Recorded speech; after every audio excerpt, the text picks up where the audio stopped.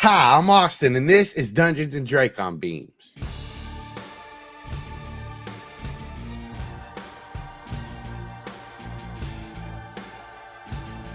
Previously on Dungeons and Dracon Beams. It would be hard to hear the conversation of Dylan and Savannah over the raucous debate of Cameron and Aximili regarding who gets to ride in the front seat of Dylan's new car. Cameron's insistence on how it must default to the coolest person easily covers up Dylan's hesitant responses to Savannah's borderline interrogation. While Dylan was feeling the pressure of not having the answers to the where, when, why, what, and how, it was Aximili who got the most baffling question. Can you fly a bug ship? The communications begin to fly figuratively and literally as Zac is sent a text message asking to rejoin them, and while Cameron and Aximili hang back, Dylan and Savannah take off as birds to find Maitea. It doesn't take too long to locate her in her wolf form, and Dylan flits in as a hummingbird to a branch near her eye level, while Savannah circles overhead as a vulture. Dylan leads the conversation, finding out all the details needed to plan their hasty mission. She tags Savannah in for help when she renegotiates the timeline to attempt to rescue Visser Three's host body. Then she brings things to a halt when Maitea says she wants to dispatch the human controllers on the site. Maitea crossed a line with Dylan, and Dylan stood her ground. Killing people was off the table. Maitea was more worried about the difficulty level of avoiding killing than the morality of it, and so she agrees to try, but makes no promises. The entire meeting seems to leave Dylan feeling a little conflicted and Savannah quiet, but promising to meet them at the cabin in a couple Earth hours, they take their leave of Maitea.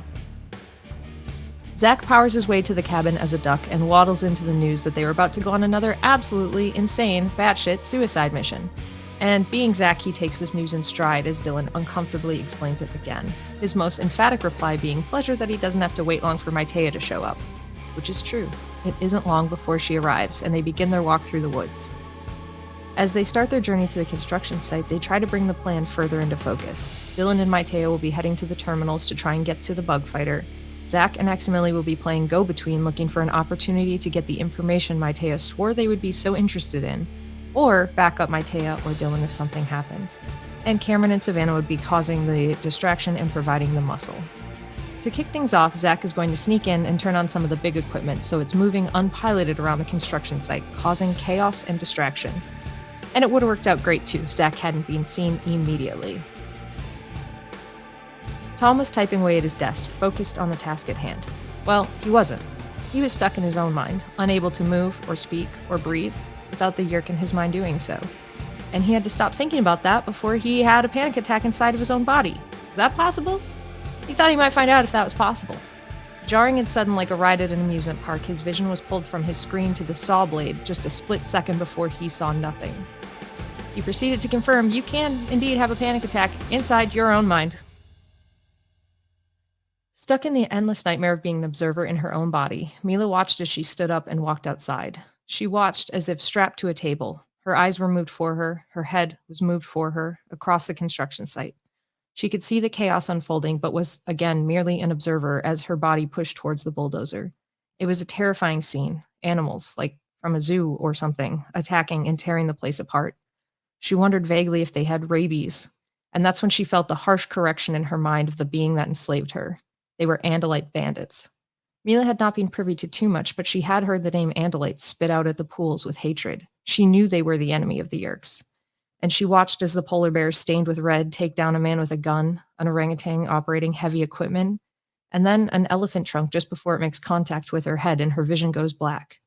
And that's when she feels something that she never thought she would feel again. Hope. And that's where we are now. Oh, that last little line hit me right there. You Gets said the Tom. people here. You said Tom. Yeah. Tom? You said You can have more than one Tom. I don't like that. You I can, do but like that. I won't. No, we know who that fuck that is. And who his little brother is. I just want you to know Austin did not endorse that or agree to that at all. I was going buck wild. So I'm going to say I said Tom. It could be any Tom. It's up to Austin whether or not that's anything.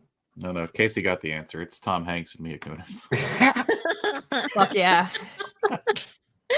that duo. Famous Obviously. construction workers. Yeah. So many. Tom Hanks is on a mission to play every. I should have done in Harrison America, Ford, actual woodworker. God damn it, missed opportunity. Next time. You got another recap coming. All right, guys, let's cut right now. I'm going to go back, rewrite this recap, come back here. And also in Harrison 45 Ford minutes. was there. And also, And Luke Skywalker. He's just as standing in the fast corner as smoking a running, cigarette. as not fast, as distance as running the Kessel Run in 12 parsecs is, god damn it. You got it. That was Words it. are Right. hard. But Well, because it's also, everybody refers to it as fast, but it's not fast, it's distance. do I have to explain this? No, No, you're a she man just and you should did. stop. Gross. I barely came out on the warpath today. I'm sorry, I like Austin. it. No, I like it. Speaking of mankind, let's save them. Oh, I thought you I'm were gonna apparently say not. somebody's about to get stockoed or something. Yeah. Have a nice day. Don't wear Savannah. it out. What?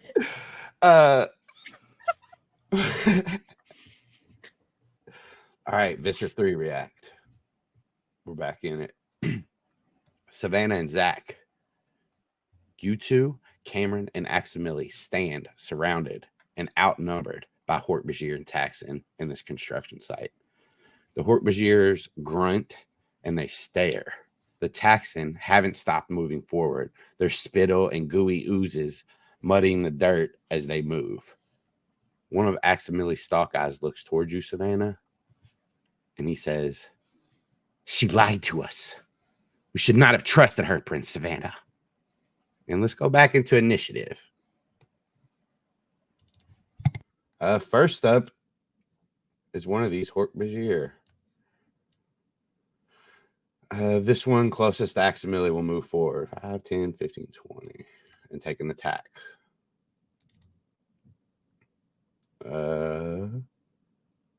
Claw.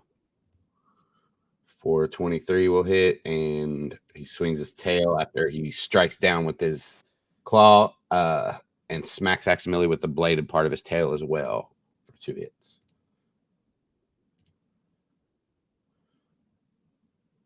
And 15 damage altogether. Matea.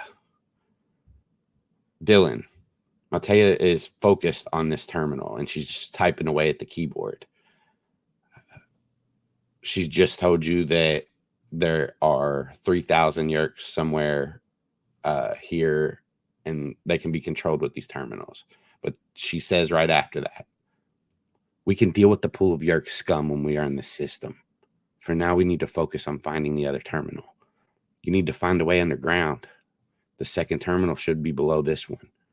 And I need to use this one to trigger the second one for the dual encryption." Oh, okay. Okay. Okay. And then she's just gonna turn and be ready to walk out the door. Matea, as her action, will give you the help action to she'll like as she's typing, say search for hidden doors in the floor. And it's just giving you a help action. Next up is another Hork-Bajir. This one closest to Cameron. As he lands and flashes his blades, he moves forward to swing at Cameron.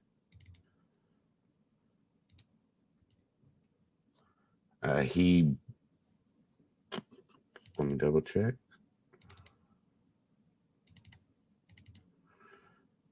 Yeah, he brings one claw down as Cameron turns to face him and slashes across Cameron's face. Savannah, you see just streaks of blood fall down as Cameron roars. And as he turns back, he gets smacked again in the face with the tail.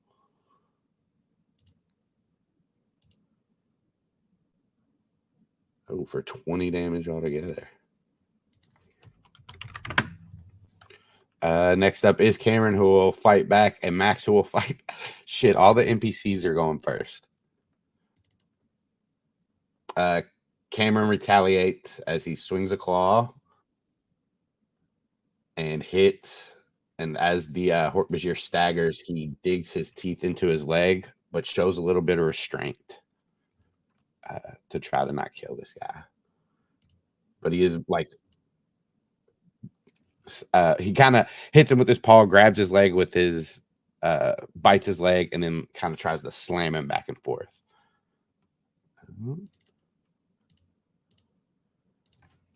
Accidentally, he will say,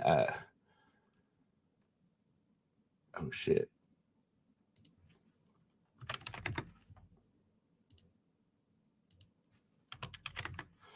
All right, Aximili will say, Prince Savannah, I will continue to try not to kill them, but permission to disarm them. Permission granted. All right, and his tail blade cocks and then swings forward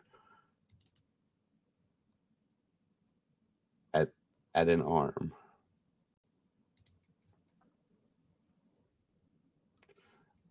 With a crit 20, I'm going to say that arm is severed, and he has lost an arm on top of the damage.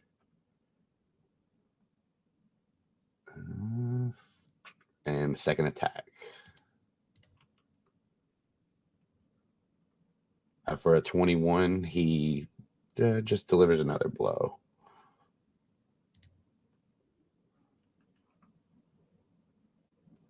All right.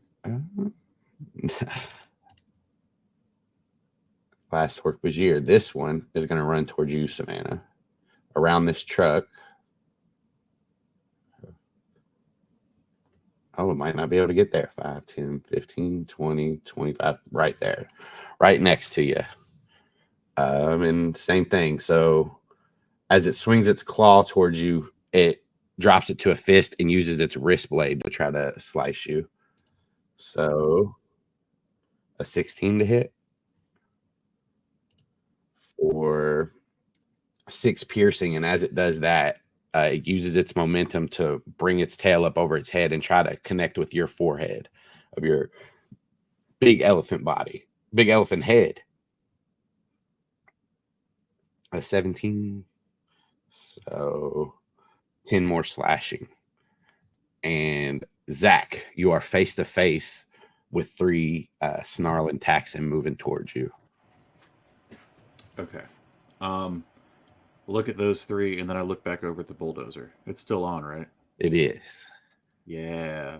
All right. I can get there in one move. Right. And then I have an action with which I can move the bulldozer. Right. Guess what I'm doing? All right. Yeah, you get over there and hop in, and you use your action. What you have 30 feet of movement with this bulldozer. Oh, do I? 5, 10, 15, 20, 25, 30. Okay, great. I run over 2 Taxons. The Taxon are going to try to... I push them, I guess. And if they get run over, they get run over. They're going to try to get out of the way as they see you run towards the bulldozer and start moving towards them. But I'll make this... I think they have disadvantage on dexterity checks is what we decided last time. Hell Makes yeah. sense. All right, so here's their saves. Disadvantage on these. Crit 1. Love to see it. Which is a -1, by the way. And a 3. So you only have enough to get the first 2? He trips over the second one and like tangles him up. Yeah. Savannah. If he gets 2 out of 3, does the third one fly into a frenzied rage and eat at the guts of his companions? Maybe on his turn. Great. Love that. So you definitely hit those 2. Let's check your movement. So you got 5, 10, 15, 20, 25. Yeah, you just missed that guy. You want to here? I don't even know if you can move the thing. I so can't move the forklift, so I mean the bulldozer.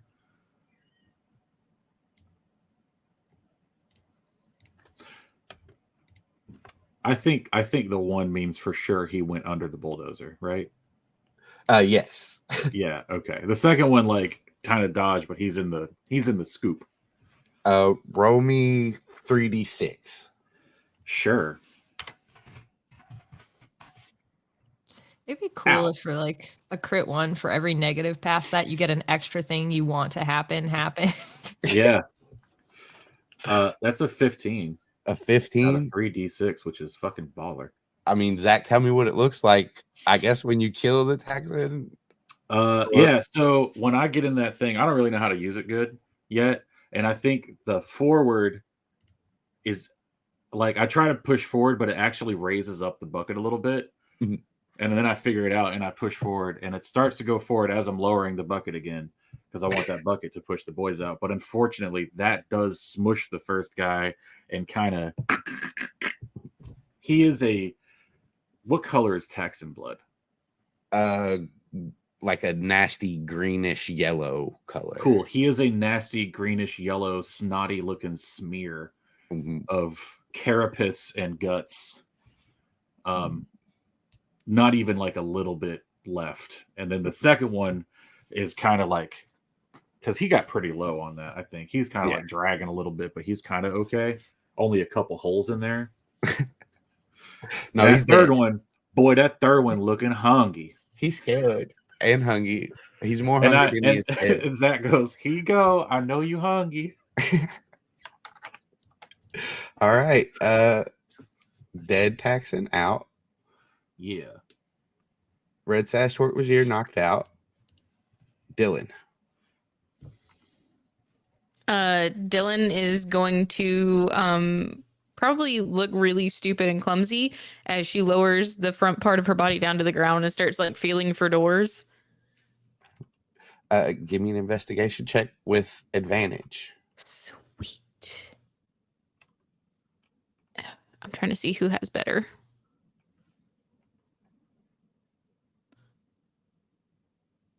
And of course, everything's going to be slow. Sorry. Oh, there you go. Well, it would be wisdom. But you can use that roll because it's a pretty good roll. Is the wisdom higher for investigation? Investigation is intelligence. Oh, is it? Yeah. All right. Well, 16 then. You look around and like you're feeling around and using your Andalite eyes and just searching this room, and you do not find any kind of hatch. You do find wires that go down beneath the floor, though. Oh, sweet. Is there like a specific? Can I follow those wires and see if there's like a way to get down? So these wires look like they go from the terminal that Matea is on, just straight into the ground, like okay, sweet, almost like an outlet type thing. Yeah, but yeah, into the ground. All right. Then I think if I don't find anything in that room, I'm going to go out of that room. Okay. So just this is not a huge building that you're in, and you've went down the hall and have already seen all of the rooms in here. As you're searching, if you want to give me another investigation check, we'll call that for this part, and we'll see what you find in here. Okay, sweet. With a 22, you search these rooms. You find you go back in that bathroom. Obviously, nothing much in there, but the room across the hall, you find a small lockbox that underneath there's this like little seat in there. It's just underneath the seat. You can't get it open or anything, but there's a lockbox in there. In the main room that you see that guy that you guys knocked out, Tom, he's just still laying there knocked out. His computer's still opened. But you don't find any sign of a way to go underground. Okay. And we'll come back after These messages. These messages. That Texan gone. This Texan, he is going to roll some saves. Blood Frenzy. Texan. Does he have to roll it for each dead Texan? I'm reading it. I haven't looked at this in a while. Let me look Oh. at it. It just makes sense, Austin. He's gotta.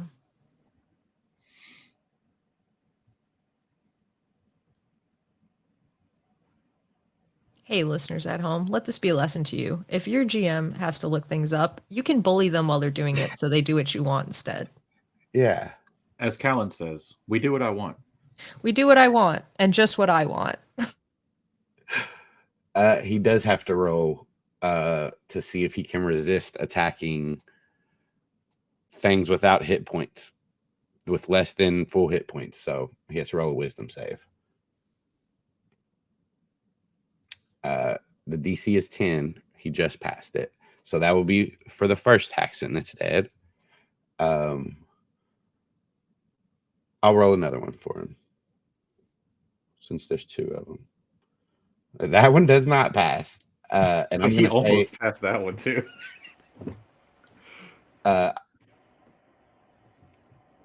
Zac, high or low? What high? High. What are we high rolling? You already rolled. I know. Do you want him Yes. to eat the Texan or the human? Oh, he was going for the Texans, bro. All One right. of them If there's a got human there, turned into shouldn't he have cream to of roll? Texan soup. Oh. The other one is Another. Yeah, he'll make. Well, I say he already failed on the dead Texan, so that's the one he'll eat. Next round, he'll make the save for the human. Either one, because he's already made one, so he's going to eat it. So he starts eating the Texan in front of him underneath the bucket, but he does move to the side of it. That's his action. Savannah. Wasn't ready for that. Very first thing she's going to do is try to thought speak to Dylan. And she'll just start in with like a check-in, just like, Dylan, can you hear me?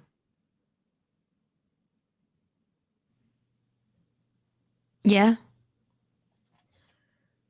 And this is to the Humanimals, not Maitea, this group. Maitea may have betrayed us. We're out here. There's a lot of Taxons that just showed up, a lot of Hork-Bajir that just showed up, and we are now in a firefight. I would recommend not letting on to Maitea that you know this in case she has betrayed us and trying to ascertain what's going on with her.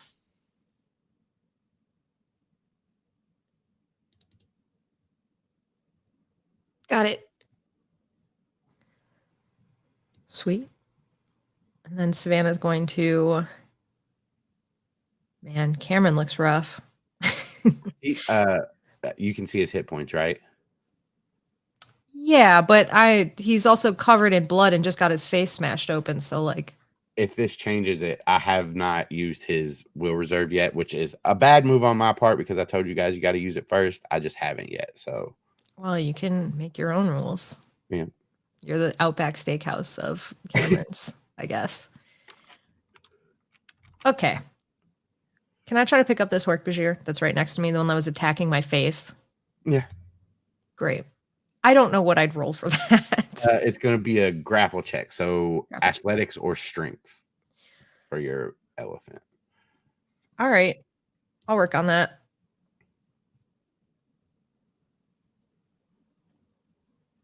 Uh, 9. Do you have advantage on strength check? I was just wondering that. I feel like You definitely should I definitely should. as an elephant. Yeah, it doesn't look like I do. I'm going to say you should have advantage on that one. Hey, sweet. And you pick him up. Great. And I pick him up and I have him. And now, more than enough. No problem. I'm moving down here by this other Hork-Bajir. Okay. And then I'm going to take the one that I have and just, just slap them together. All right.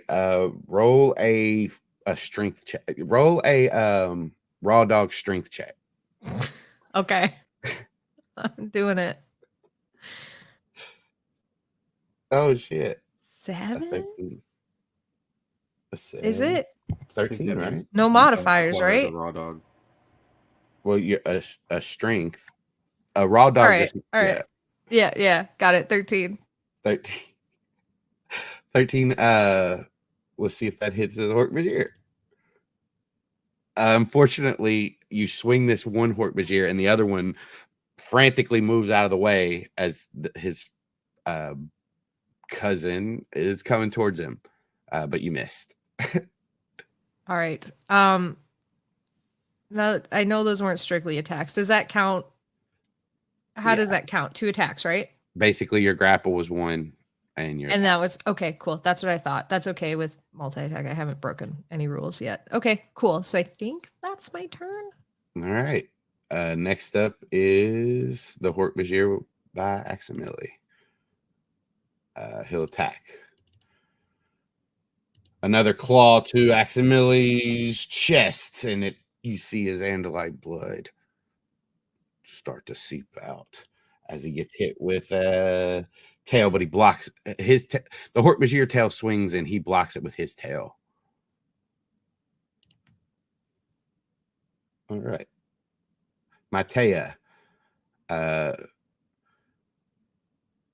as after a few minutes, or not a few minutes, after you have searched around for a little bit, and she's kind of like leaning over from the terminal and watching where you're going throughout the door, like trying to see what you're doing, she's going to say, as another help action,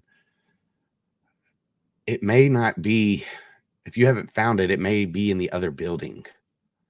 You might want to try over there.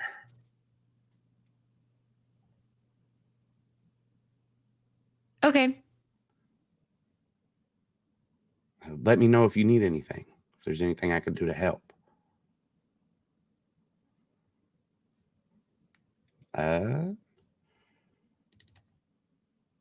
Next up is this Hork-Bajir in between Savannah and Cameron.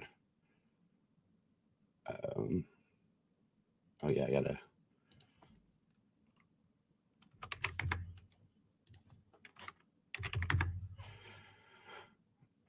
He has just been swung at by his brethren, or by you, Savannah, but with his brethren. So he's gonna say, "Garsnash," and just swinging one. Well, he'll take his claw to try to slice your trunk to get you to drop his friend. That's rude as hell. That's rude as fuck. 21. No way. For 6 piercing. That's rude. What if I just lift it above his head and say, I mean, you can, yeah, you don't drop it. You can lift him up. Like, Too tall. But he does glance over his shoulder and see this snarling polar bear too. So he will use his tail to try to bat it away. 22 will hit Cameron for 8 slashing. Now I'm working on his will reserve. He'll return the favor though, and use a big meaty claw to try to take this Hork-Bajir. 9 will miss. Well, yeah, flanking with Savannah, so he'll have advantage, and 24 will hit. Second attack, as he smacks him with this big paw, he'll try to bite into him for another 21. I think this guy's probably gonna get got. Yeah. Non-lethally, as Cameron sees him, just the body kind of go limp, he'll put it down. Say, I think we got him.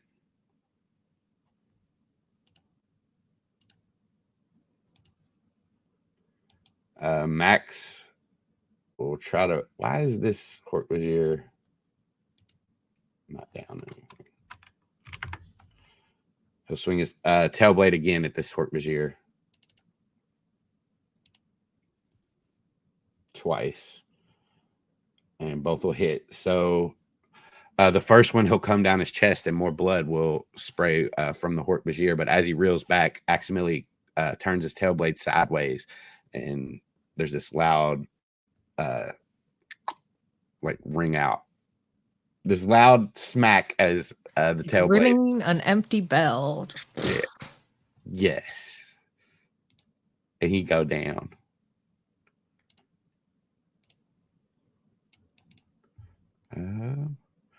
At the top of this Hork-Bajir's turn, Bladed Hide. The Hork-Bajir deals 1d10 piercing damage to any creature grappling it. So 3 piercing damage. And it's just going to use its multi-attack to try to deal some damage to you in hopes that you will drop him. So as you have him up in the air, he swings down towards your eyes with his claw. Does a 13 hit? Mm-hmm. For 9 piercing. And then when he sees that was kind of effective, he's gonna, and like where you're paying attention to his claws, he's gonna swing his tail for underneath your elephant head towards your throat for a 7. But it too thick of a neck. His blades don't even pierce it. It's my nickname in school, Old Thick Neck Alex. No. Zac. Oh my god. All right. So I'm gonna do a thing, but I'm gonna verify that it's gonna work first. You'll see in a minute. So I want to turn the bulldozer and try to just hit this Taxon with it. And then I want to line the bulldozer up with this hole so that when I jump out, it'll just keep trundling forward and fall in the hole. Okay. Here, let me make sure. We had talked about doing that before, and I don't know any other plan right now. What were you saying? I'm going to move these 2 Taxons so you know which is which. Yeah, that's what's up. All right. So you want to swing it to the left to hit like the a 45-degree angle or so, and then like it'll hit that Taxon, and then like move it towards the hole. Okay. Yes. So this Taxon's going to make a dexterity save. But I want to make sure I'm not going to run over the Hork-Bajir that Max just took out. Okay, so that hole is just a random hole that they were digging for something else. The one that the hole that I think you were talking about is right to your right. My map is zoomed into the point that I can't see. Yeah. Oh, that area is black anyway, so I don't know that. Yeah, so that's like the awning, and underneath the awning is where she said they were doing construction, but she couldn't ever see it. Okay. This hole is just one that those 2 humans were digging earlier. It doesn't seem to be the focal point of this construction. Just a random hole. Okay, cool. And boys just love digging holes.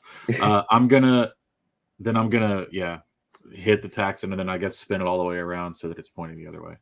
Okay. So this Taxon will make a dexterity save with disadvantage. If I can get this dice roller out of my way.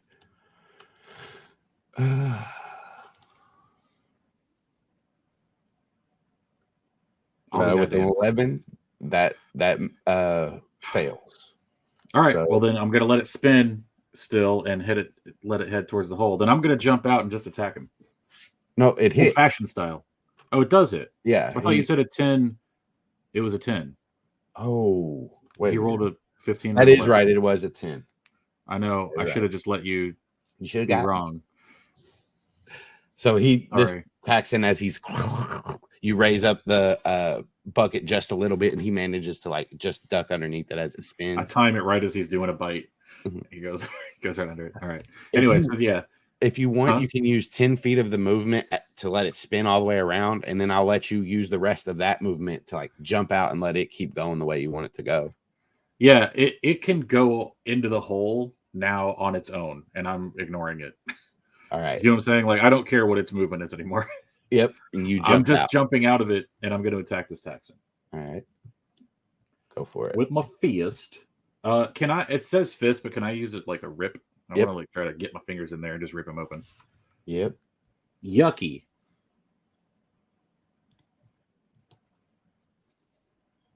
Does a 24 hit? 24 hit. Then I'm gonna do some damage. I would say 24 hits every hour of every day. Oh, right. 9. It says bludgeoning, which means he's going to take some bleeding damage because I have Smasherer, whatever it's called. What the fuck is it? Bruiser. Bruiser, that's it. Yeah, it's gone from my sheet, I guess, but I have it. Does it do extra? Oh, there it is. Once per turn, when you hit a creature with an attack that deals bludgeoning damage, you can grant disadvantage on the target's next attack roll. Oh, that's what it is. So you grab this taxon by the mouth and start splitting, and you see its body does start to split, but there's something just holding it in place. Okay. Then I'll use my second attack and Roll keep it going. up. And this time I put one of my big orangutan feats in there, and I really lining myself up to get swallowed is what I'm doing. That does not hit. Damn. Fucked up, kids. So you're pushing, but this taxon's jaws this might be the strongest part of their body or something. They're just too strong and they start to close on you. We'll see. Yeah. That boy's down. Dylan. Yeah. The first thing that I want to do is I want to try and open this lockbox that I have. Okay. How do you want to do that? I guess sleight of hand. Is that how you do that? It has a lock on it, so you would have to like pick the lock somehow. Oh, good. Thieves' tools. Do you have those? Yeah. Tailblade. Tailblade. I'm going to use my tailblade, but I have proficiency. So thieves' tools, having proficiency with these tools lets you use them. You have to have the thieves' tools to do it. But I'll let you flavor your tail. Not in my body. Yeah. I'll let you flavor your tail as a thieves' tool, however you want to do it. So you can roll your sleight of hand or thieves' tools, and maybe it's just cutting the lock or whatever. But okay. Oh, fuck. I didn't even think I could just cut the lock. I'm just going to cut that lock. Okay, then attack roll. Do that. That's what I was trying to get across. I like the idea of using your cool tailblade as a multi. Yeah, do please draw an Andalite, though, whose tailblade tip is just like a wave rake. It's that cool saw blade thing. It's like a bottle opener is one section, a lockpick is another section. That's kind of what my tailblade looks like. Yeah. All right, cool. Well, I was gonna say, as long as you don't crit one, you open the box, and you don't crit one. Okay, you sweet. aren't at disadvantage or anything. This box opens, and it looks to just be a Dracon Beam with. Give me an intelligence roll, technology.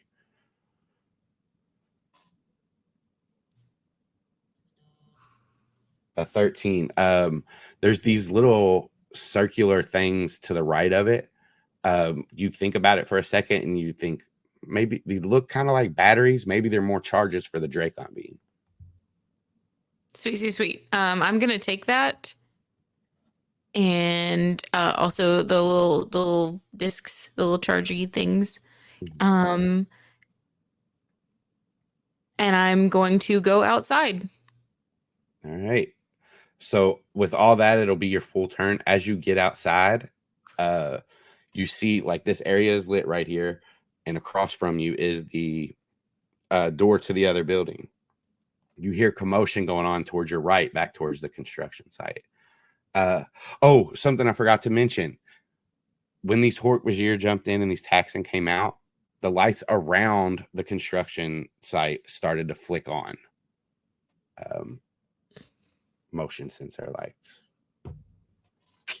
But yeah. Next up is this lone Taxon with 3 of Zac's limbs on its mouth, and it's gonna try to. I think that with you in its mouth, it's not gonna try to eat anything else right now. It's gonna try to eat you. I mean, that's fair. I can't wait to Drax this motherfucker. I'm popping out from inside, baby. Yeah, let's go. 18 to hit. That'll do it. Okay, so some stuff's gonna happen. 7 piercing. Stuff's gonna happen. All right. Your target is a smaller creature, which you're not. Blah blah blah. Okay, yeah, never mind. Nothing happens. You're too big. Oh, so he just bite me? He just bites you. I take some damage on like my palms and the palm of my foot. My foot palm. Foot palm.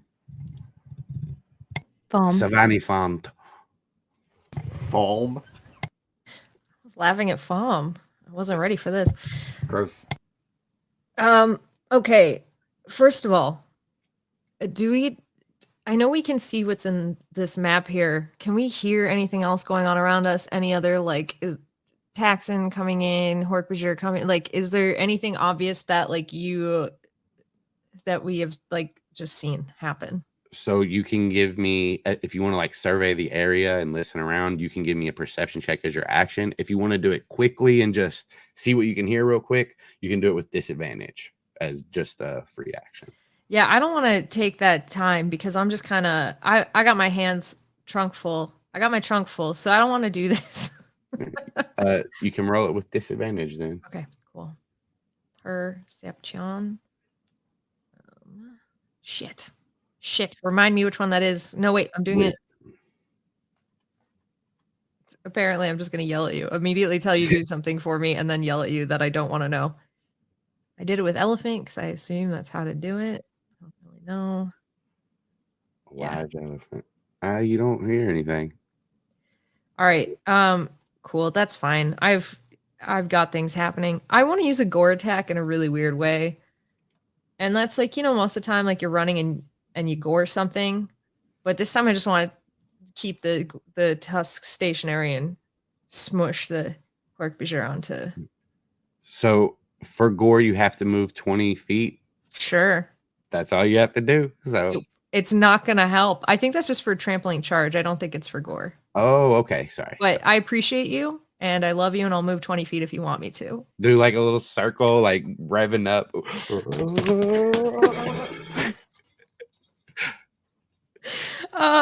No, I'll move this away 20 feet. I don't give a shit. Here. You don't even give a shit. I don't even give a shit. And then I'll like, whoa, watch out. You're pretty big.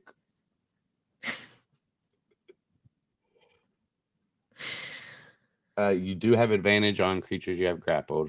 So oh, that's good. A 20 will hit. It would be hard for him to dodge, I would think.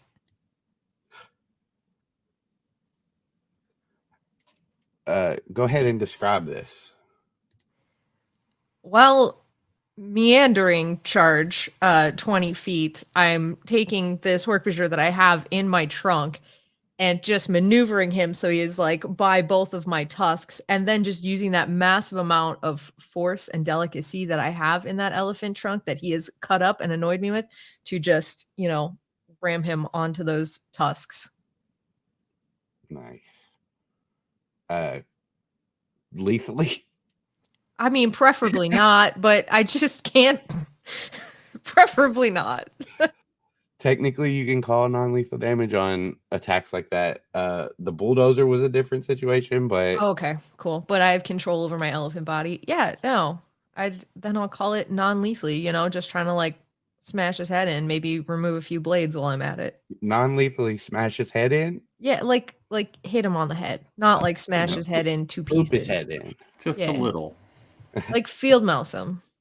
Oh, little bunny foo-foo style. Yeah. I got it. You can no longer see what Matea is doing, Dylan. But I'll say she's giving you encouraging words, so you can still have the help action. You got this, Dylan. You just thoroughly search. You're so good at looking. You're so good looking. I mean, good at looking. Cameron. Who's still alive? Oh, that Taxon. Cameron's gonna rear up on his hind legs and just bellow out this roar, this intimidating bear roar. We'll put him right here when he does it. He scurries around you, Savannah, looks at this Taxon and lets out this bear roar. If he passes his intimidation check, we'll count it as a help action to Zac. We'll say he needs. It'll be a post check. YOLO. YOLO.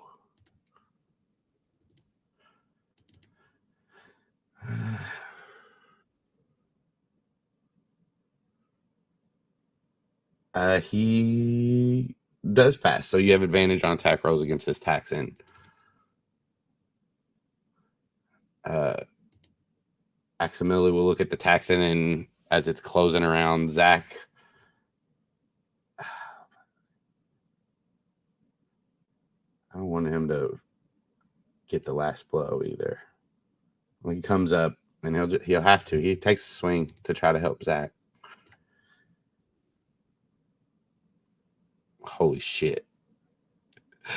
Zac, as you're in this Taxon and the mouth is closing and you feel yourself, like not your whole body, but parts of your limbs are being sucked down into this Taxon, and you can feel the teeth just grinding into your skin. And Aximili comes up, you see him run up, and just the top part of the Taxon split in half as his tail blade moves up the back out the head. No, hold on. Does Axe just run past him? Yeah, and then the Taxon just goes it splits in half like an anime. Yeah. Hell and then yeah. Max is behind him with his back turned to you. Just looking, yes, his front body, his body's down. I love it. That Hork-Bajir is gone. Hey, I think you guys are out of initiative as we come back to Zac's turn.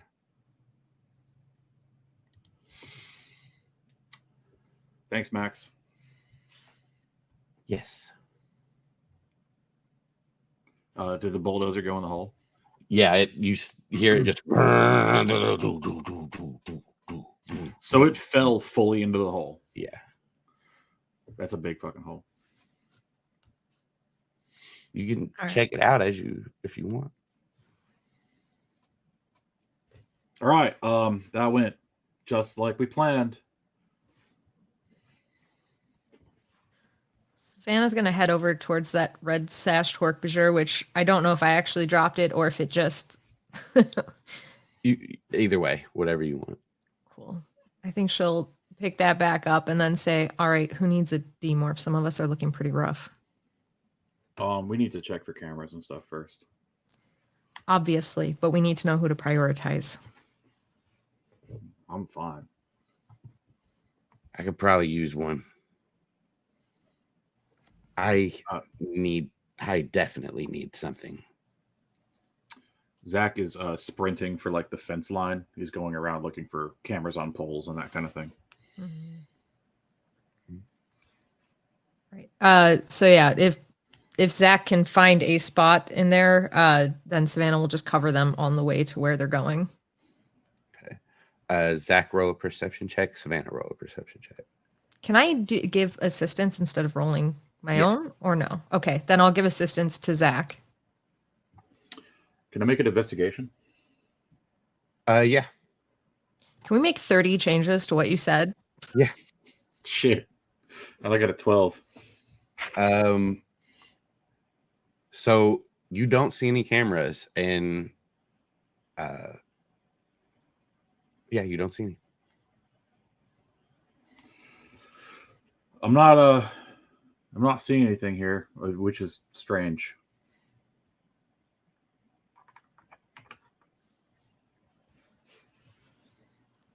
All right, then Cameron, Aximili, let's get you guys to cover so you can demorph or morph and fix yourselves. All right, where are we headed? Zac, lead the way.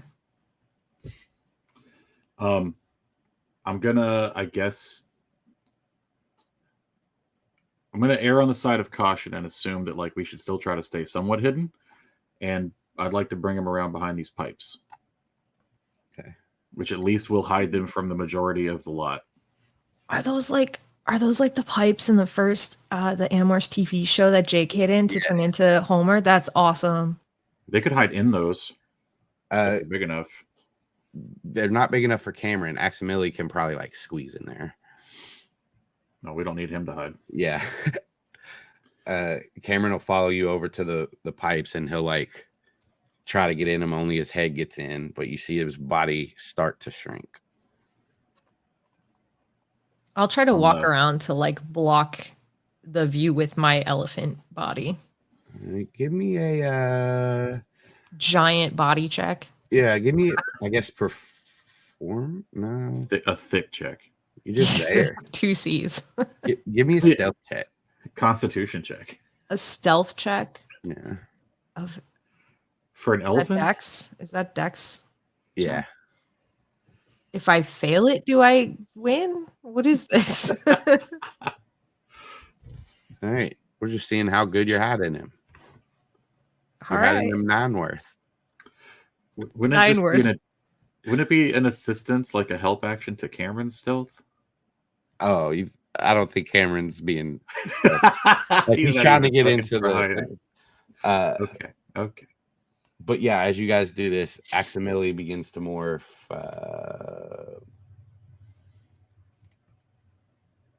Something. Well, he could morph the Hork-Bajir. You guys want him? Do you give him any direction or? I don't think Savannah will give him direction, but I think she will offer up, like, once Cameron's morphing, I think she'll say, Zac, I know that we have to get over to those terminals where Maitea and Dylan are. Do you want to take this Hork-Bajir over there so that they can record it? And maybe you can too. And I'll keep covering here. Yeah, I'll go ahead and do it here. And then I'll remorph and go over. If that's cool. If you want me to go ahead and take him right now, I will.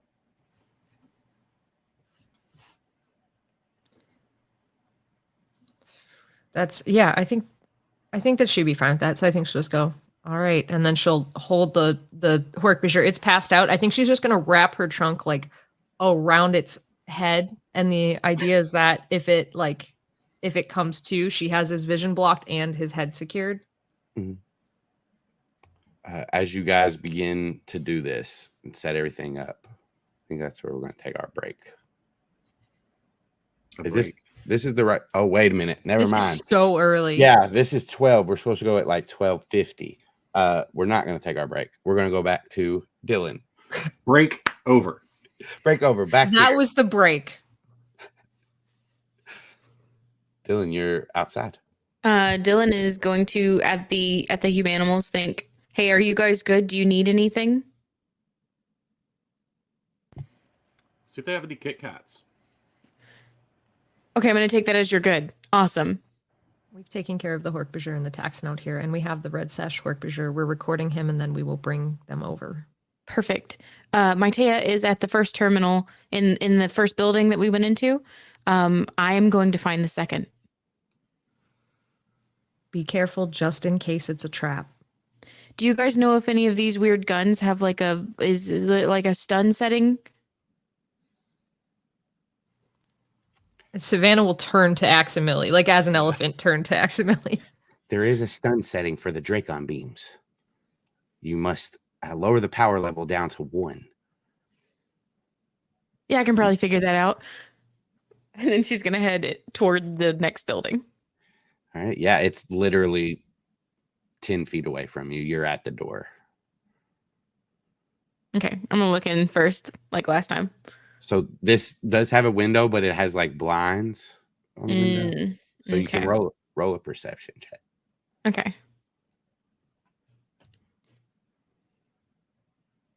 Yep, gonna do mine. What happened? I don't know. You have advantage with Maitea. Do I? Yep. Oh. So good looking. A 12 with the blinds, you can see in here, and it's lit in there, and you see 2 figures to the right wall, and they look like they're looking out of another window towards the construction site. Cool. I'm gonna sit there and fiddle with that gun and see if I can figure out turning down the power level.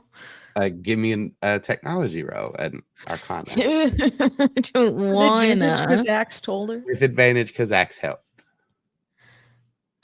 I'm gonna use Matea's again. Okay. The DC was a 5. You find a little sliding switch on there. Sweet. All right. Once that is turned down to what what Dylan believes is sufficient, whether that is or not, who knows? It's not all the way down. It's still a little up. She's gonna throw that door open and take aim. Okay. You bust this door open. Let's put you in here. First, I'm going to go with what you see, and then I'll reveal the area. Okay. Austin, can you ping me over so the map moves to where it's supposed to go?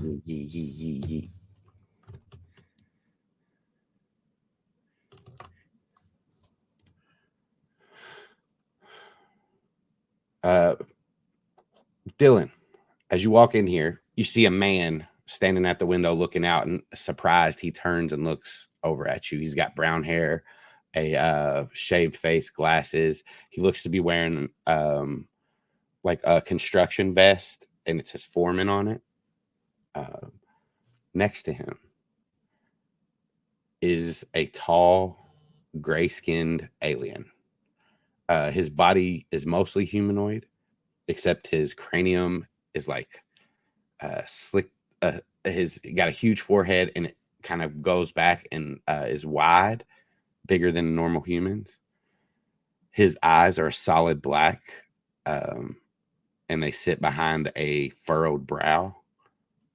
Completely hairless.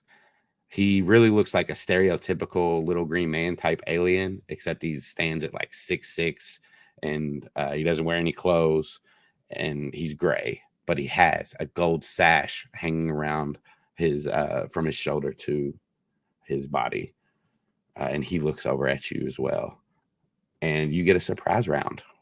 Sweet. Who do I want to hit first? I'm definitely gonna take a shot at the person. The man. Yeah. So what do I roll for that? You just point and shoot, and he makes a dexterity save. Oh, sweet. Okay. So your DC will be 12. Or let me see if it has it on here. Oh, it's your dexterity +2 +8. So what's your dexterity for Matea? Matea's dex is 16. Okay, so 3, 3, 5. yeah. So a 13 is the DC. Sweet.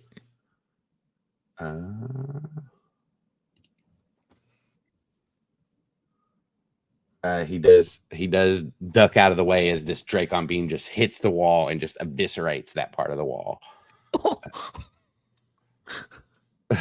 Oh wait, you turned it down, so it just cracked that more. part of the wall. Yeah. So what I'm going to do is go ahead and put them in, and then this is your surprise round. We'll do a round, and then the rest of the Humanimals can act as well.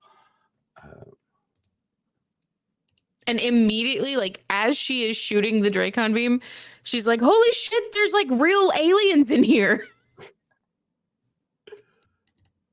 I don't know if you guys will be able to see this name. Can you guys see what that guy's name is?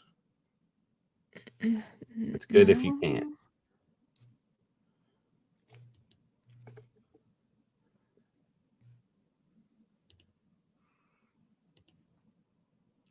All right, I'm just taking out all the people that need to be took out.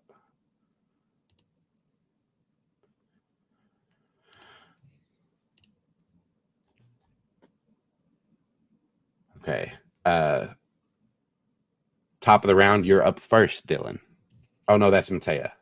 Sorry. Got you guys confused. That happens sometimes with you all. Her part goes to the left. Yeah. First up is this alien looking thing.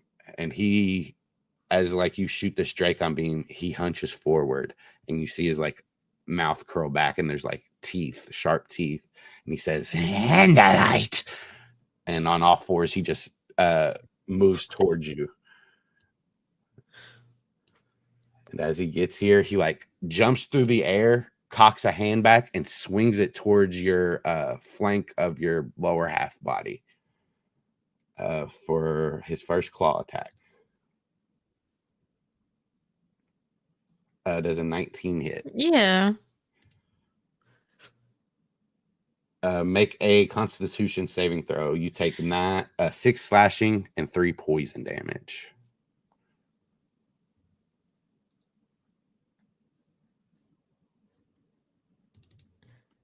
Can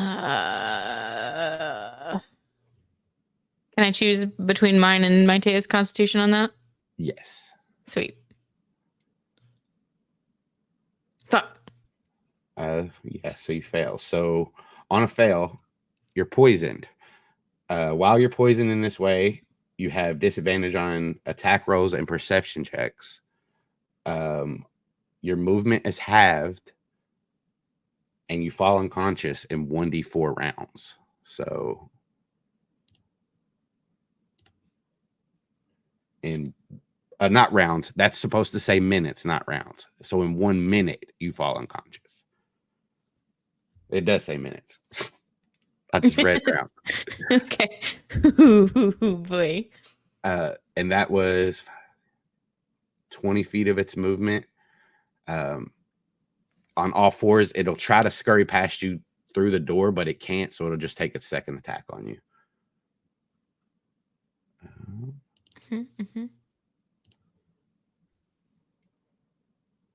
That is a crit. Oh, fuck. So that is...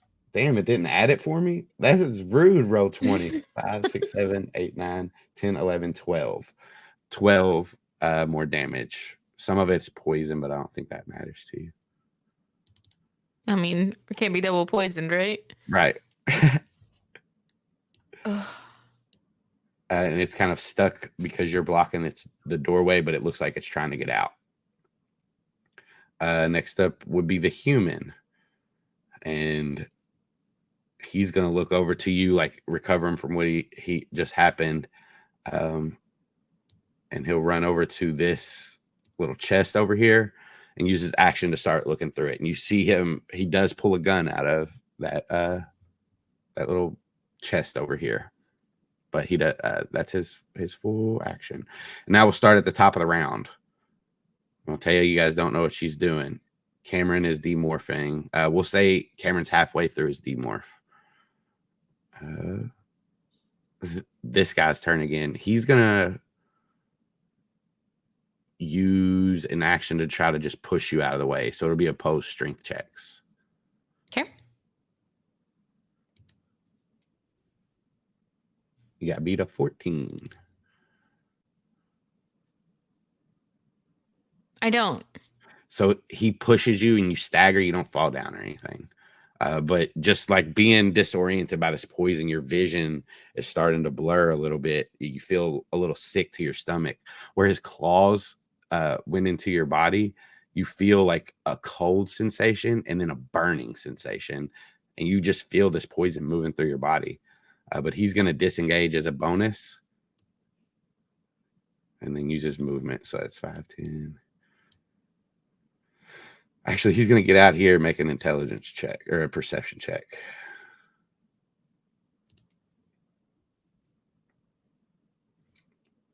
He's going to head to where there's help. He's going to get here. Next up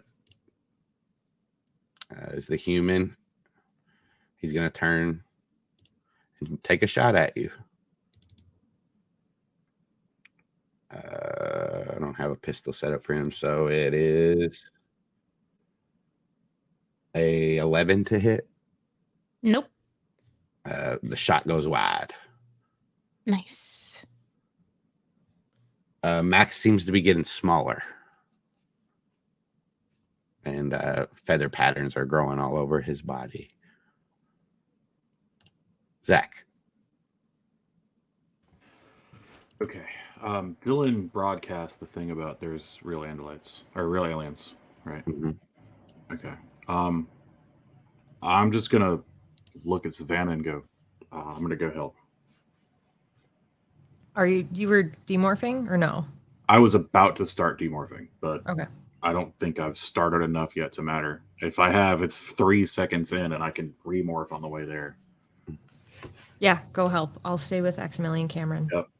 I take off. You see a orangutan running full upright like this. And your movement is halved. And then I stop doing that immediately and I lope. What is your movement? 100. 100. It's Yeah. 200, but he lowered it for you today. I lowered Austin. it just Oh, to thanks. make you happy. No, it's 30. All right, so you can get to like right here. That sucks. Yeah, That sucks a lot. that Shit. was with All right. double movement. Are there trees? Outside the construction site, yeah. Well, that's not great. Well, I'm by these. No, it's fine. I'll just run. Fuck it. I'm gonna probably hop up over this building though, instead of going around it.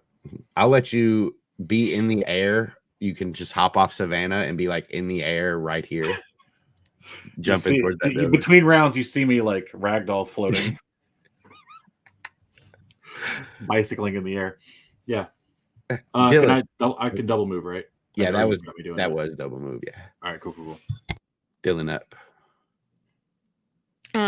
I think that she's gonna like super woozily, woozbily, run toward the dude Mm-hmm. and go for a tailblade smack. All right.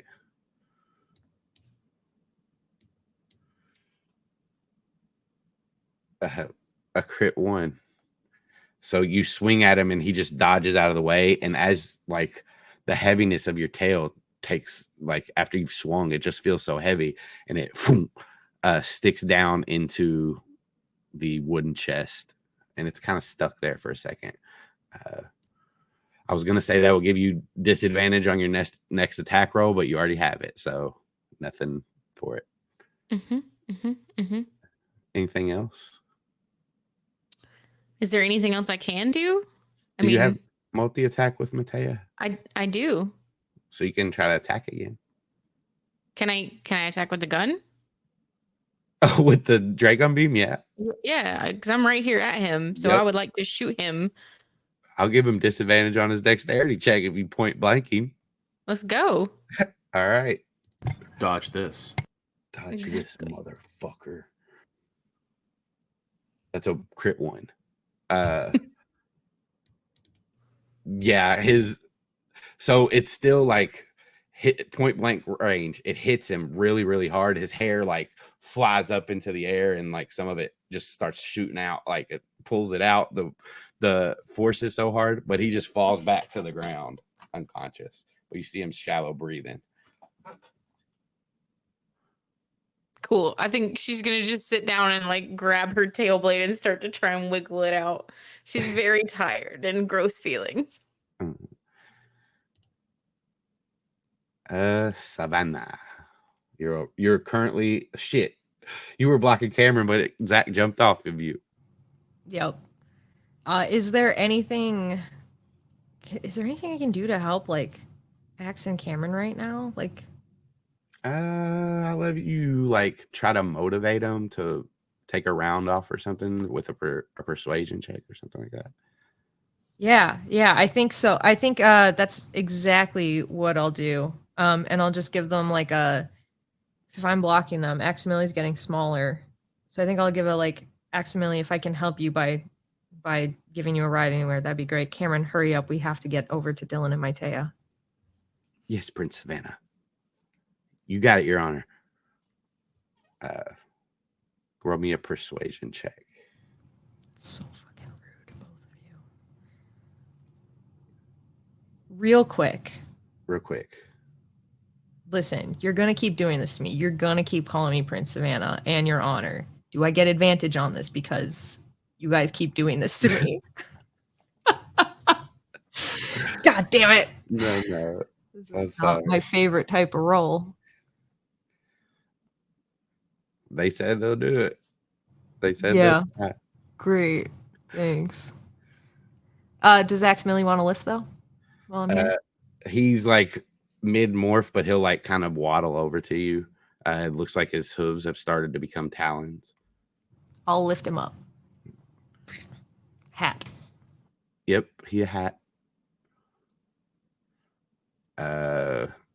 Top of the round. Matea, who knows what she's doing?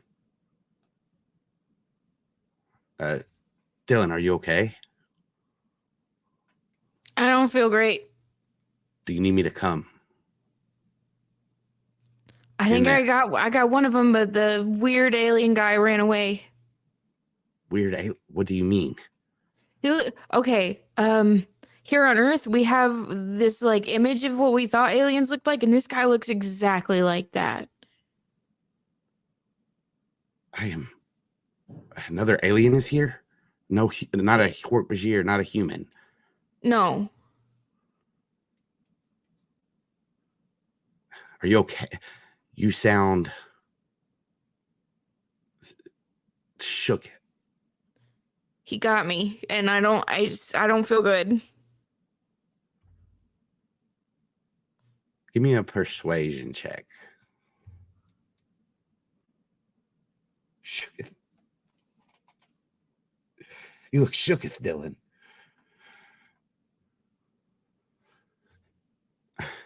Do you need me to come in there? No, I think you just keep doing what you're doing. Okay, if something changes, let me know. She's just gonna be like, my tail's stuck. Pull very hard. Use your legs.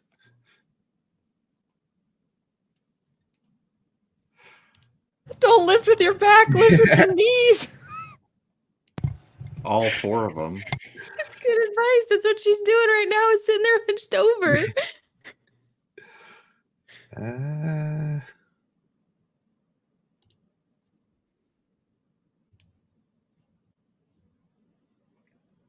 You see some of Cameron's fur has like gone back into his skin, but you see like as the fur on his face goes away, he's just got his eyes squinted and just trying as hard as he can to morph as fast as he can.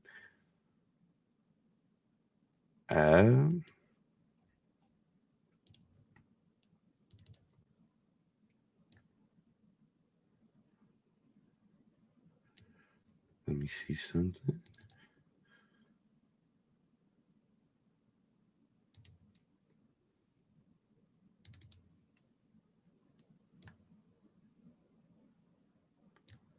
Zac, roll a perception check as you're in the air. Yeah, sure. That's fucking. Was it wisdom? Mm-hmm. Fitting.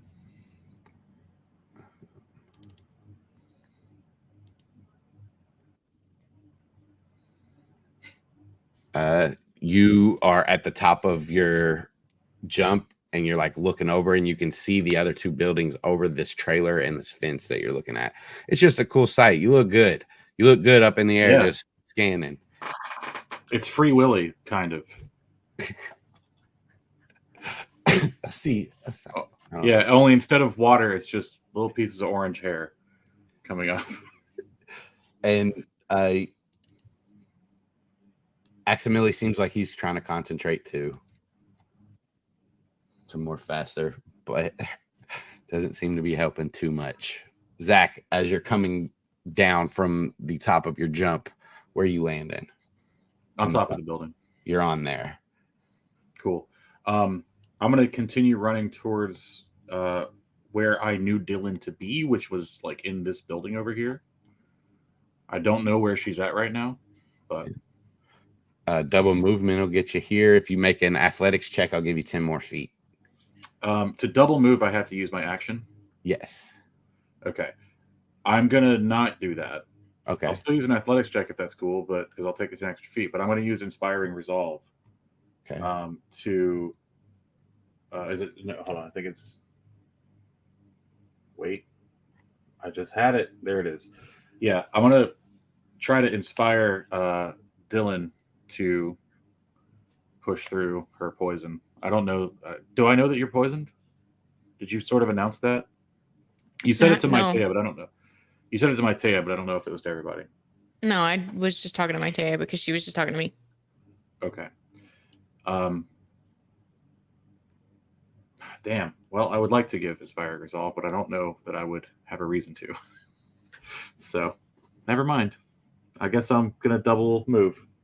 All right, yeah, if you make an athletics check, we'll say DC 10. Okay, there's 11. You can get like jump out 10 feet and then start your movement. So you can get right. Oh, there's this little tree here. I can kind of bounce off of that. Yeah. You can make it up here, but you can be like here if you want out of light. It's up to you. Yeah, I'm just gonna go straight, and on my way, I'm gonna go. Dylan, where are you at? I'm in the other building. Right? Okay, the to the right. And she like holds up all of her fingers, and she's like, "Amazing. Which one makes an L?" The left.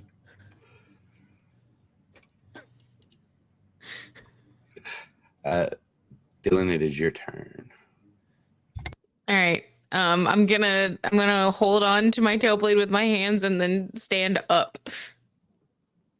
Yeah, it comes out. That's sweet. And then I'm going to look around this room for a way to go down. Okay, so you do see stairs that lead up, and then you see a door all the way on the other side of the room. So right here. Sweet. I'm heading for that door. You get to that door, you open it, and lo and behold, there is a wooden hatch that you could lift up and climb down. All right, and she's gonna be like, I found a hatch. I don't want to go down alone.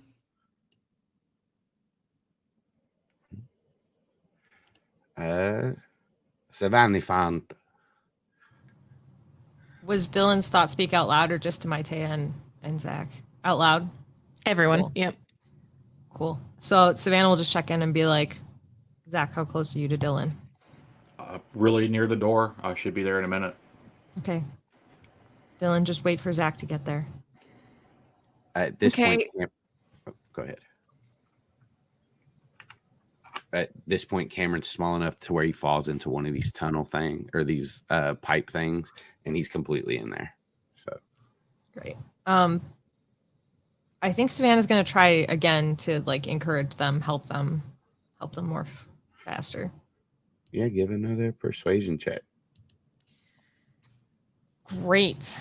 No way I can finagle you into animal handling with just really helping out with animal facts, huh? I know Cameron's a beast, but I don't think so. You're a monster. All right, then she's just gonna go. A beast, not a monster. Cameron's a beast. Austin's a monster. Pay attention. Dungeon monster. God. Anyways, I think she'll just start like just being like, Cameron, can you go any faster? I can try. Right. And then X-Millie, the second you're flight capable, please take off and get us an aerial idea of what's going on here. And yes, persuasion, you say. Persuasion. How is it possible that the elephant has worse charisma than I do? Elephants are so charismatic. Ew. Yeah, bro, this isn't my skill set. You hear like as Cameron is like trying to morph faster, and then you hear dong as like something rings out within this pipe. And he says, sorry, I fell. I'm okay though. Just try to hurry up. End of the round.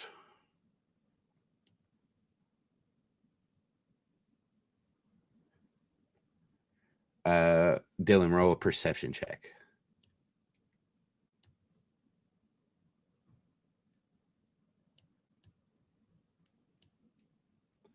You hear some movement outside in the room that you just came from. You hear footsteps on the wooden floor. Cool. I'm gonna hold the Dracon beam and just like start to go toward the door with my stalk eyes to peek around. Yeah, you look around with your stalk eyes and you see two more human men in this area. One of them is went and checked on the guy that is down. Then I'm gonna think at do I know that Zac is coming toward me? Yeah, he asked it where you were. Yeah. Right. Yeah. So I'm gonna think at Zac. Hey, there's two more guys in here. So be careful when you come in. Okay, just hang back. I'll be right there.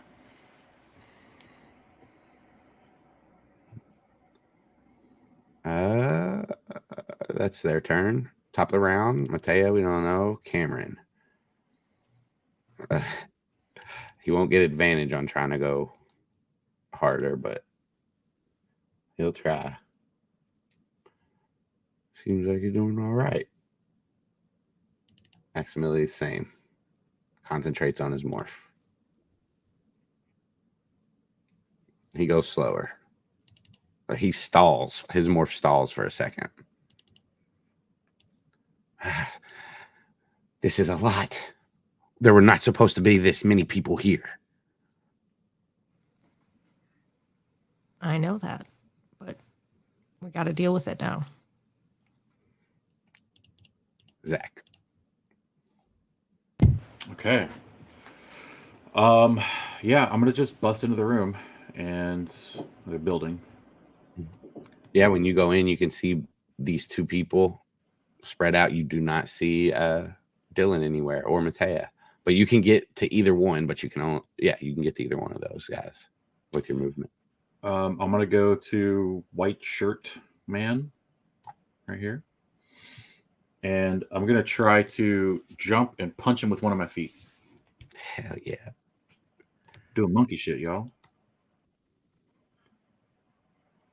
12. 12 hit. A 12 hit. Cool. I'm all 8 bludgeoning. That was a staggering blow to him as he was reeling over it. Anything else? Yeah, don't forget that he has been hit with a bludgeoning attack, so he's going to take disadvantage on his next attack. All right. And then if I can, I'm going to leap off of that and hit the other dude. Roll it up. Yeah. All right, cool. That's an 11. 11. This guy sees you coming and he's down with this down by this other guy. Down by this other guy that's knocked out, and he just stumbles over back as you hit the ground right beside him. All right.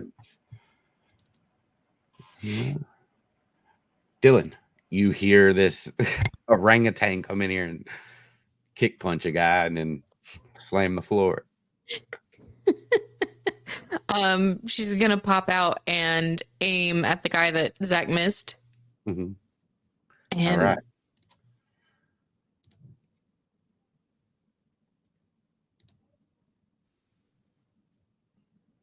He does, as he's on the ground, he lays all the way back as the Dracon beam just shoots over his head and past him and Zac. Matrix. Savannah. Yeah, that's fun. At this point, can I do a genuine, honest perception check of everything going on around here? Yeah. Sweet. I'm using Savannah's because that's the sheet I opened first. 15.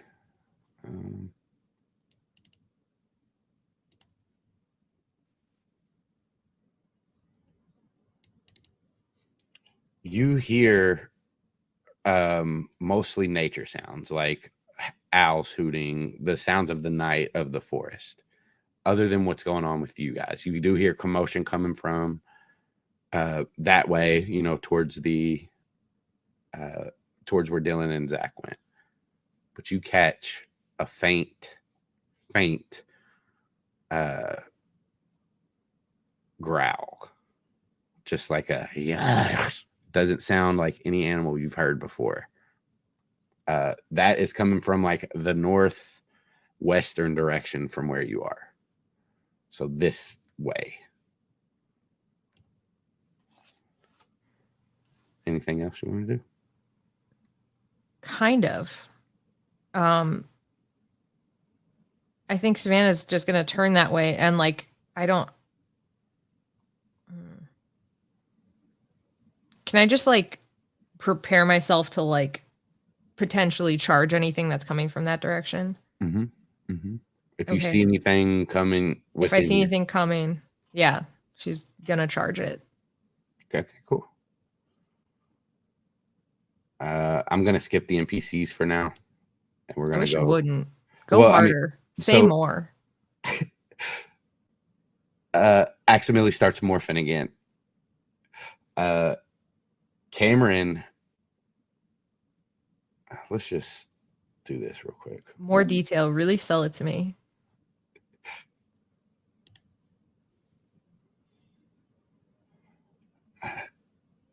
You hear Cameron's voice say, I'm almost done. I think I got about like 10 seconds. Careful. Something might be coming. I hear something weird. Oh, no. Oh, that wasn't in Thought Speak, though. That's why she said it, because when he started talking out loud, that was a warning, like, careful. My morphing has began again as well. I should be flight capable about the same time as Cameron's finished. Was your warning that something was coming broadcast to all of us? Yeah. Yeah. She'd probably keep it open. Not my Taya. She'd probably keep it open to everybody else. Okay. Zac. Yeah, I gotta finish the job. Okay. That dude is down. He's stunned. Gone. Who? No, The guy that I missed the first time, plaid shirt. No, he laid back on the ground to dodge the Dracon Beam. Oh, he dodged that? Yeah. Oh, shit. All right. Two-handed gut punch. Since he's prone. It's my favorite metal band. Two-handed gut punch? Yeah, they're pretty good. With advantage because he's prone. Hell yeah. Is a 23 okay? It'll hit. Okay, good. I hit him. How much Hit damage? him real good. 9. He takes a deep breath as he. Oh, I didn't mean to delete him. As he disappears from existence. He bellows over all the breath out of his body as he's just gasping for air. Okay. Still up. Here's something I'd like to do, and you tell me if this is okay. I want to grab his ankles and sling him at the other guy. Yeah. It'd be an improvised attack. Well, I have rock, which is okay. Throwing things attack, and it says must have something to throw. Go ahead. I think I'll let it happen. Yeah. All this right. is something. It's a someone. He's something. 16 will hit. So rock damage. roll the rock damage on the guy that you're throwing him at, and then roll an extra D4 for the guy that you're throwing. Okay, he did 12. He took 12 damage because I threw his buddy at him. You roll one more. 12 buddy damage. His coworker. They don't know. Yeah. They're not friends. They're not friends. You don't know that. And then roll a D4. Friends. Yeah. And then just enough. Both of these guys are knocked out. I stand up and go. Okay. Even though I don't think orangutans do that. I think it's just gorillas, but Zac doesn't know that, maybe. I do it anyway, yeah. Feels good. Feels right. So Zac, you did notice a Dracon beam come out of this door over here earlier. And it looked like it might have been shooting at you. Okay, I'm gonna get up against the wall then. All right. Dylan's gonna like stumble out of the door and be like, nice. And then thought speak to the rest of the group, not my Taya, from when she heard Savannah's warning. She's gonna say, hey, if it looks like a real alien, watch out for the claws. And then sort of brace yourself against the doorway. Before we go out of initiative, Savannah, you get one more round to do something. Do I see anything coming at me? Roll a perception check. Okay. You know, you don't openly see anything coming at you. No, you don't have to roll it. Okay. If she sees nothing happening, I think she'll just see what she can do to help encourage Cameron. I think Aximili's pretty much there in Birdmorph, right? Mhm. So I think, yeah, she'll just tell, like, Cameron, get back to something big as fast as you can. You don't hear anything, but except the sound of bones recracking again. So this will be about after Cameron finishes demorphing, he's going to go back into morph. He'll be like 15 seconds in. Aximili takes up off your back and he's in the air. But he will say, do I need to demorph? Let's get a lay of the land first and then determine what would be most advantageous to us. Yes, Prince Savannah. Dylan, as you're staggered into this room, Zac, you see this Andalite body, the knees buckle, and she kind of falls forward a little bit. You feel this reflex save to catch her. Yeah, as she like drops down, you just kind of jump over it, and yeah, and you're holding her up. Are we out of initiative? Yep. Okay. I'm immediately going to go into Inspiring Resolve and just be like, what? You know, give her a... Hold on. Let's see. I think it's... Fuck. I have too many abilities. There it is. Through sheer will, you grant yourself and your allies might and endurance. Each creature of your choice within 30 feet of you, when you use this feat, gains will reserve points equal to 2d6 plus your charisma modifier.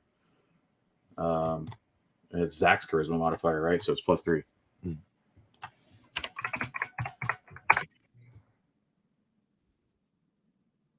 So you get 9 HP. Well, will reserve back. Sweet. Dylan. I guess I'll give it to myself too. It's free points. It's free real estate.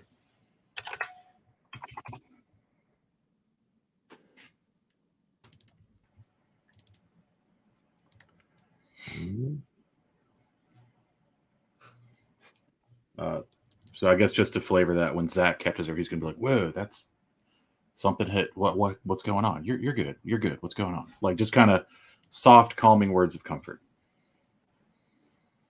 Very much like Keanu Reeves, it turns out. Whoa. What? Whoa. Be excellent to each other. And as Aximili takes to the air, and he's kind of scanning the area, looking around, he says, I don't see any more Hork-Bajir or anything. Wait. I see something. And you see like him kind of turn where he's at in the air and kind of move a little bit and dive down to get a closer look. He says, it's a Coradine. They are vicious. They are poisonous. Do not fight them. Do not get hit by their claws. Okay, so that was to out loud to everybody? Except Matea, I guess. Unless... I don't know why he wouldn't say that to Matea, though. So I think it is just to everybody. Great. I think Savannah's not going to heed his warning at all and just say, Aximili, direct me where to go. Northwest. Great. Savannah will start moving towards where Aximili directs her. How fast? The fastest she can go. Okay. And what is that? That's the 40th feet. All right. Her. Give me an athletics check. Okay. I'll do that. That's a strength, I assume, yeah? Mm-hmm. Great.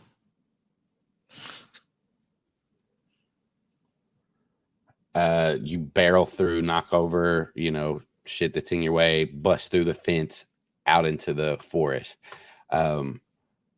I will say some of these trees are gone. Hard. They're gone, but it's hard. Like you gotta hit them to do it, so it is slowing you down a little bit. And as you're moving, Aximili will say, I can stick with him, but I do not believe you will be able to catch him. He is moving too fast. As long as he's moving away from here and stays away from here. I will. Should I follow? Only to make sure he doesn't double back. Don't go too far. Yes. Dylan, your vision is getting cloudier and cloudier. She did just get 9 more hit points, if that helps. It But- feels better. It doesn't seem to help. I think she's just gonna like plop down on her little andalite butt and be like, I don't feel so good. And her little stalk eyes are drooping. To everyone or just to Zac? To everyone. Can I do a quick perception check to look for obvious cameras in the room? Yep. Okay. Yeah, and Savannah, at that point, if you say it out loud, Savannah's going to respond to you and just say, then you should demorph. 12. You look around, check the corners of the room, glance around the walls. You don't see any obvious cameras. All right. I'm still going to run over and hit the lights. Lights are out.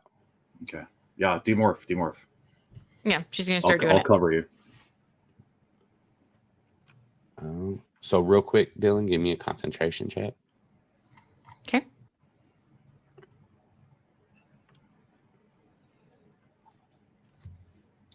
All right. So as this minute of you demorphing goes past, you start to lose traits of the Andalite and gain your own Dylan traits back.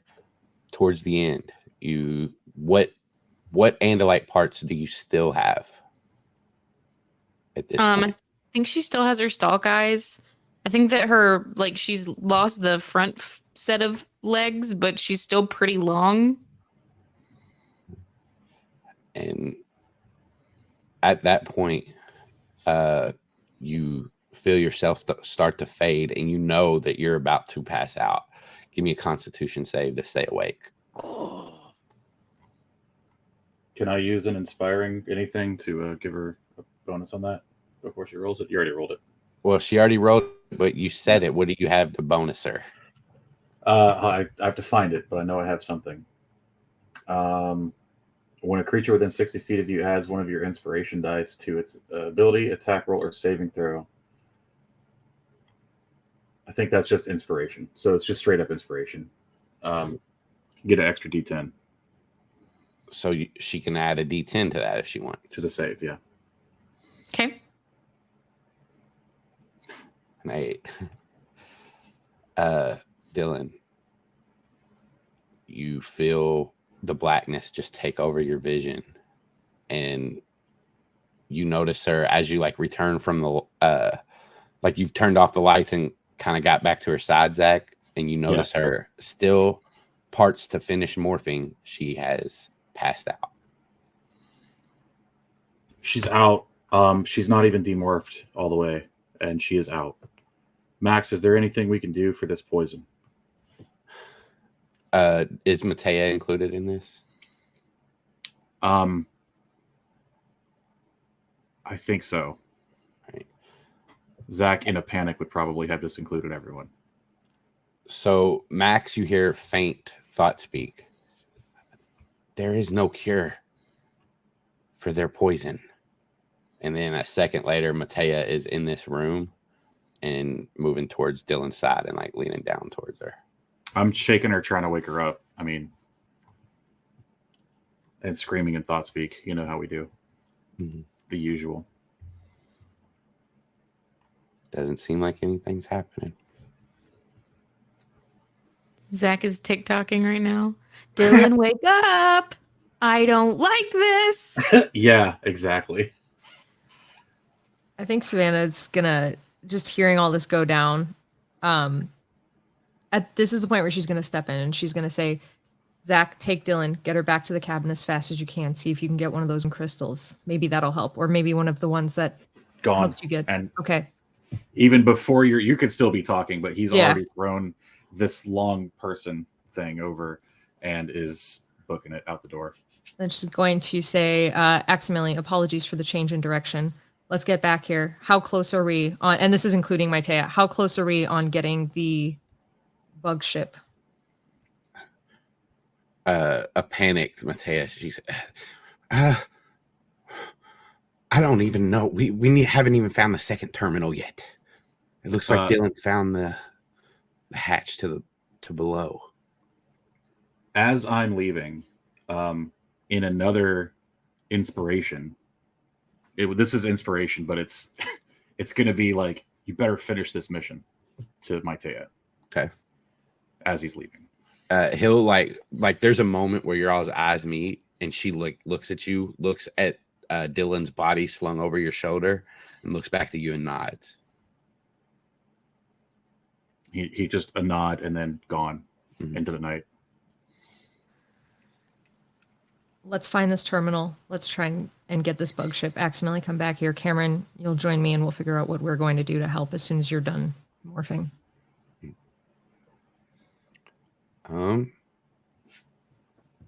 Zac, give me an athletics check as you move back out into the woods. Yeah, I'm going to be on the ground, I think. I don't know how I would fluidly climb and brachiate while carrying a limp body, especially What? You haven't seen Tarzan? Yeah, I have. I've also seen how orangutans move through the trees. So, can you swing on one branch, throw the body up, and then grab the branch with the other hand? And how many athletics checks do you want me to roll, bud? Anyway, I'm on the ground. My speed is the same on the ground as it is in the trees. So, I'm just getting home with a 19 athletics. Yeah, you're moving fast as you can. So Cameron finishes his morph. He's back into his polar bear morph. And he kind of rejoins you. Aximili is floating overhead, flying around. Did you want him to demorph? Did you say that? Yes. Yes, on the ground demorphing, because we're going to need him for this second terminal. I want to get both Andalites working on the technology piece at this point, because I don't think Cameron and I are going to be much help there. Yeah, he turns into, he demorphs back into his Andalite form, and Maitea shows him where the tunnel is. He'll open it and make his way down. He gets down there, and after a few minutes, he's searching around where he said he's went and what he sees. He relays back. There's some rooms down here. It looks like another kitchen area, another bathroom, a place for people to sleep, and an office with a terminal in it that will be directly underneath the one that Maitea was talking about. Okay, so first things first, they will hack into it. They will try to hack into it. Maitea goes back to the terminal. Anything you guys want to do before they hack into these terminals? Anything you want to ask? Yeah. Yeah, Savannah is just at attention, like waiting to see what, like, she's basically preparing for anything that comes out, anything they need help with. She's going to try and cover that. Okay. I mean, if you want to give me a perception check just to look out. I would love to, yeah, because she's going to be on constant. You can do it with advantage because Cameron is helping.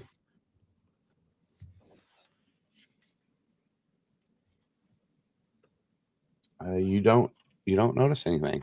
It seems pretty quiet. Every now and then a human will stir, or the red sash Torque-Bajir will stir, and you have to just give them a quick to put them back out.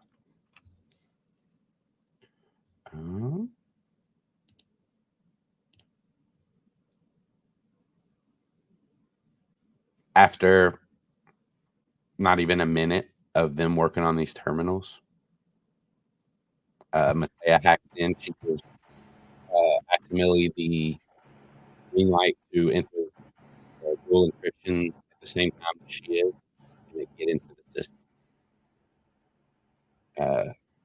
she needs it, don't forget she's got that inspiration die.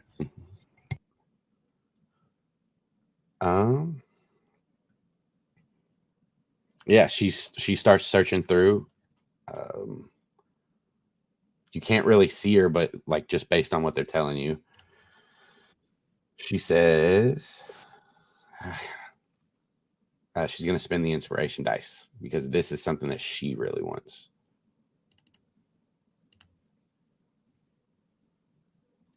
And she says, I have my clearance codes. I believe there's something looks strange as far as releasing bay doors.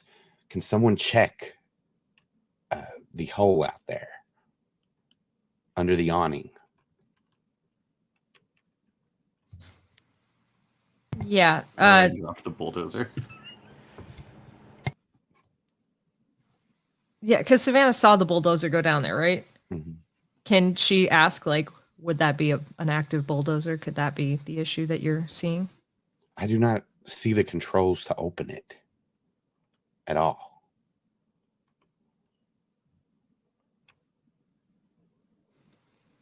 So you need someone to go see if they can open the door. I need someone to see what is going on down there.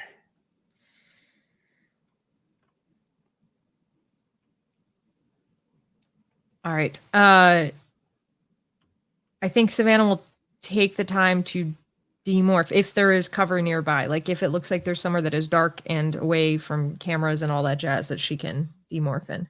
You all haven't seen any cameras, Okay. but there's some dark places. There's some places like where you could at least have shade as Savannah, maybe not your entire elephant body, but Yeah. Then I think she'll say, give me just a moment to demorph and go to Owl, and I will go see what I can see in the dark.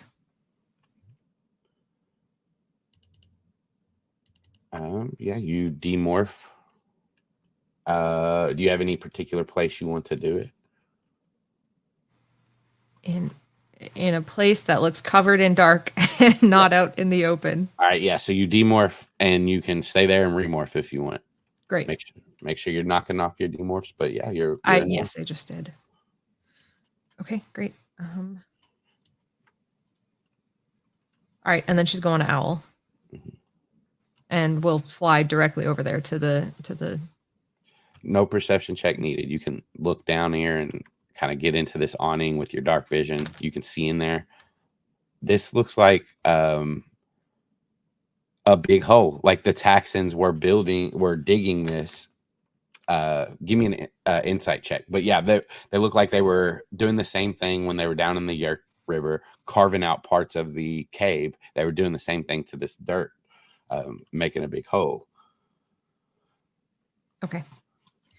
Insight check. And I believe I get advantage on that. Oh, no.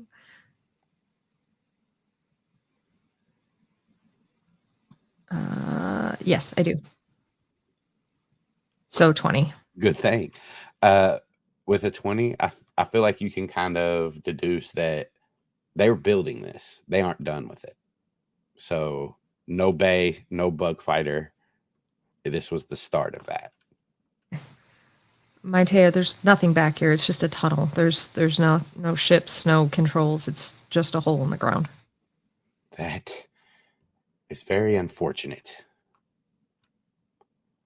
I have the clearance codes, though. So if we steal one, I can get out of here. I can get off the planet. Steal one from where? I do not know.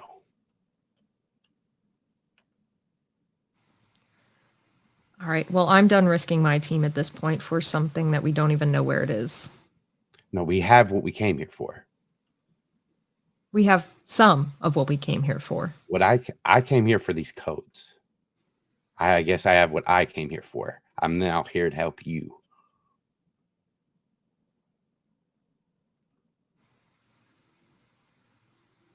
Help us with what? Any information that you want. Do you all have the Reg Sash Torque-Bagier? Yes, we do. We upheld our end of the bargain. And then she's just private to Aximili, just see if you can see any information on this computer, anything that Maitea is talking about. Yes, Prince Savannah. Matea talks again, and she says, I need to acquire him, to record him. I can also hack the rest of this system if you need anything. Do you wish to come in here and look? Fine. And Savannah will head back. I mean, that red sash work vision is right outside that building. Like, I think she probably just didn't notice it if she was, running back and forth. okay. But And she'll say the red sash work vision is right outside of where you are now. Cameron is probably right next to it. she walks out with big polar bears next to it, just cocks his head as her. She leans down and records the red sash work vision and walks back in.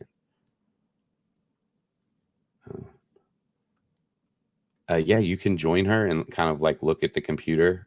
Yep. And anything that Aximili's hacking, she can kind of see, and they can go back and forth. So as he is moving through this computer, he says, I have locations of Yeerk River entrances that I've opened up and memorized, and he'll list them off to you. He says, Ocean Grove West High School, the Windsurf Luxury Hotel, Outpost 1. Hang on, I got to look up the name of this place. I just added it today. And you said Ocean Grove West? Yes. Got it. Pretty Nails, the Ocean Grove County Clerk's Office,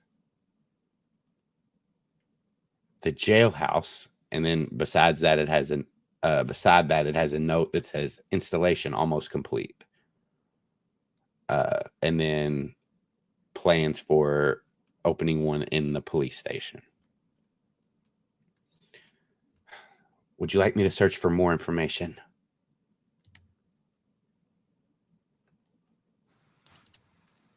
Does it look like there's anything else that would be to our advantage at this point?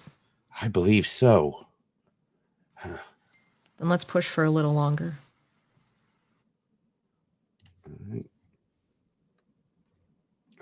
As a couple of more minutes go past, I found strongholds. And he says the police station. It says 90% controlled. Ocean Grove West Hospital. You know that is the hospital that you guys knocked the whole wall down in. And he says 60% controlled.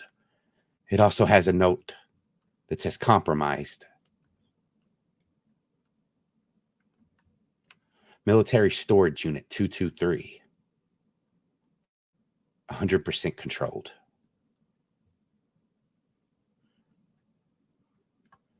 Matea speaks out and she says, I think I've found a back door into their itineraries. And Aximili, see if you can bypass the mainframe through the database and reroute the signal so that you can see what's going on. She's right. This is private to Savannah. She's right. I think I can do that. And he's going to roll another technology check with advantage. 30-20. I have the itinerary for the Visser. Just to Aximili. That's fantastic. That will help us a lot. You may rethink that in a second. Okay. I have tomorrow's itinerary. 5 a.m. Early feed at Outpost 1. 7 a.m. 7 a.m. to the mothership for a Kandrona replenishment. 9 a.m. hearing with the council. And then from there it has a return to the forward operating base 3 days from now to resume operations. And a meeting with the local politicians. There's a note here that says it's candidacy discussions.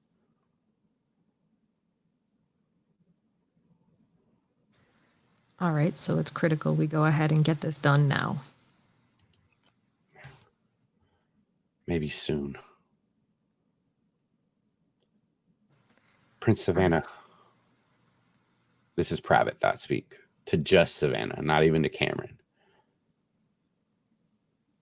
There is a pool down here full of Yeerks. 3,000 by my count. Matea believes she has control, I think, but I have control. I can destroy them.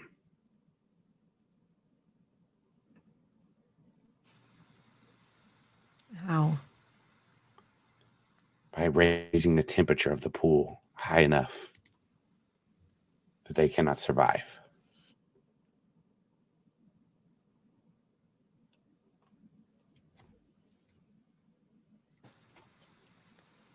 I don't think Savannah knows what to do in this moment.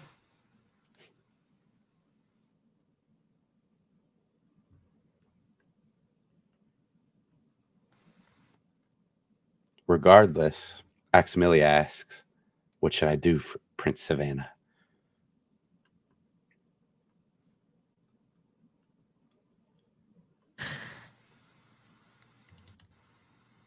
It would kill how many? 3,000. I believe that this is not only a bay for bug fighters. I believe it is an interstellar landing zone where they can bring off-world Yeerks here and get them directly to the Yeerk pool without going to the city. I've heard of this done in other planets. So it creates an easier bypass for them. Is there any way we could permanently damage the pool so it can't be used again? Yes. If I overheat the coils, it will disrupt the other mainframe. Okay, let's do it. Yes, Prince Savannah. And after about 5 minutes, Aximilia returns back up and nods to you. And in private thought speak says that it's done. Shall we leave? Please, Cameron says. And Savannah will take to the air and say, I will take a look around and get you guys out of here safely. Cameron, like, he starts to leave, but like turns back and looks at the red sash Torque-Bajir on the ground and then looks up to Savannah. What should we do with this?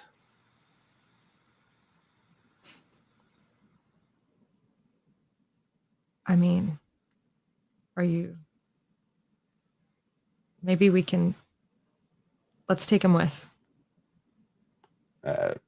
Cameron nods his big polar bear head and like kind of bends down to maneuver him back on his back and then takes off into the woods.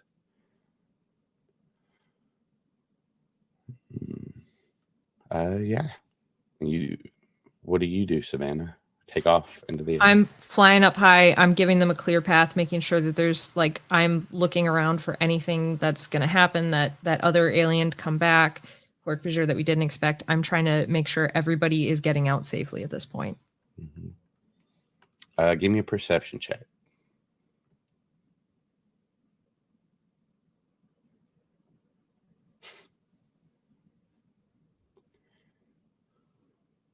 $21. 21. Nothing in sight. No evil things in sight. You do see like a squirrel, not a squirrel, a nighttime creature scurrying through the forest. A possum. Night squirrel. A night squirrel. Yeah, a raccoon is a night squirrel. It's my favorite Marvel character. Night squirrel girl. Yeah, and you guys leave the as you look over your shoulder, Savannah, as you're like flying through the air, you look back and see one of the trucks parked outside of the one of these outpost things says Watts Construction. Yeah. And we rejoin a orangutan with a half morphed girl Andalite on his shoulder moving through the forest. Zac, you're moving as quick as you can, pretty fast. Anything you're doing on the way? Just talking to Dylan, trying to keep her alive. What are you saying? We're almost there. We're going to be there soon. Come on, you got to wake up. Like, if you can wake up and demorph, this will be a lot easier. We're almost there, though. We're almost there. Sorry about hitting your head on that branch, but we're almost there. No, I don't do that. Yeah, just that. Like, just a steady stream of talking, and however much of that you want to count as inspiration or leadership or whatever type stuff I've got. Yeah, Dylan putting all the charisma into it that I can as we're moving. Yeah, Dylan gains an inspiration die. Okay, and it takes you a little while, probably I would say 20 to 30 minutes to get back to the cabin. It was a 10-minute walk before. No, it was a 10-mile walk. We just sped up the time. My bad. Okay, yeah, then. I'm running as fast as I can. If you want me to make more athletics checks or whatever. Well, there's not a lot. You're just moving as fast as you can, so there's no really need for a check. You're just moving. All right. About that long, you get back to the cabin. Okay. Yeah, as soon as we're there. I mean, I bust in, I go straight to the table. I take her with me to the table and crack a thing under her nose, just like that, you know. Yeah, and you see that mist go into her formed nose. She does have her nose, but like her nostrils are a little bit longer slit as it hasn't fully morphed yet. Dylan, you're in that field. And you're a little girl again. And there's that tree a distance away. And standing under that tree, you see a woman with shoulder-length black hair in a sundress smiling at you. And she spreads her arms open wide for you. And your little baby feet start to waddle through the field towards her, and you feel warm and you feel happy, and then you smell something weird, bitter, and everything starts to go cloudy. And as it goes black, you open your eyes and your vision starts to come back, and you see an orangutan standing over you. Hey, welcome back, buddy. You need to demorph, like, right now. You're halfway through.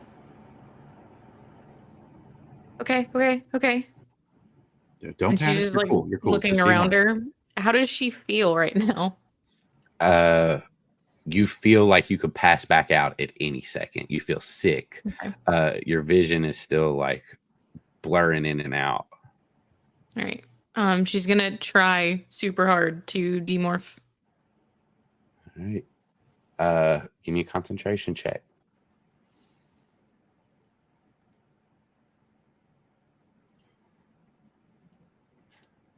You feel the changes start. And it's slower than you would think for the amount of changes that you have left. So maybe even a full another minute. But as you finish the changes, that last bit of dread in your stomach where you could feel that poison is just drained out. You don't feel 100%. You still feel, kind of weak and tired, but you feel like the poison's gone.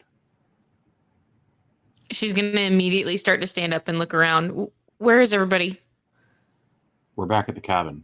You completely passed out. I think there was something that poisoned you. The prince told me to bring you home. Everyone's still there. We gotta go back. And she's gonna start trying to make her way to the door. Hold on. I need to demorph and remorph. But then, yeah. You do stumble, Dylan, as you kind of try to go towards the door. Oh, okay. Do I catch that? Yeah. Okay. I thought she was no poison. She's good now. Yeah. If I see her stumble, I'm gonna rush in front and try to catch her. Yeah. Good. She's gonna just like make herself stand up straight and be like, "I'm fine. Well, we have to go. let's do the thing." I know, but please sit down. I'll demorph and remorph. Just rest for a second, okay? If you feel at all like you still are not okay, we might need to sit it out. I trust them. They got it. She sits on the arm of the couch. Although, come on. Sit all the way down. I'm good. Okay, all right. And then Zach's going to demorph and remorph slow on purpose. Okay. To give her a little extra time. Give me a concentration check just to see how well you slow it up. And we're doing concentration for those? Yeah. I ask every time. You have some trouble slowing it down. Oh, shit. I'm fast as fuck, boys. I will say this, though. As you finish your demorph and you're about to go into your remorph, you just almost feel a wave of tiredness hit you. Okay. You managed to kind of shrug this little instance off. You need a glass of water or anything? You sure you're good? I'm ready. All right, cool. What are you gonna morph this time? You just see like stripes start to show up on her face. Zebra? What is that? No, she's going tiger. Oh, fuck. Rad. Okay. And then Zach's gonna think about that and go, yeah, good call, and go tiger. Yeah, it takes you guys a little while, but maybe like a full minute. Zach, you try to slow it down. It doesn't work that well, but you guys become tigers, and now you're gonna have to both roll wisdom saves to see if you can control the tiger. What? Cool. I've already been a tiger. Yeah, she's been a tiger. Oh, then just Nate. Just me. Just Zach. Good. Uh-oh. Let me go to the tiger. 10's average. We just need a below average tiger. Smarts. Stupid tiger. Stupid tiger. Here we go. Oh. He gets disadvantage. My tiger. I know this guy's disadvantage. Not on this one. Oh, great. There's one time. So you guys want to describe these morphs? Yeah. You go first, Dylan. Okay. I think that like her hair immediately starts to shrink up into her head and her eyes go all beautiful and tigery, and her little cheeks just like move up and sort of poof out a little bit. And then she starts getting stripes all over her body and gets these big old paws and sort of falls forward as she elongates and as the tail sort of shrinks out.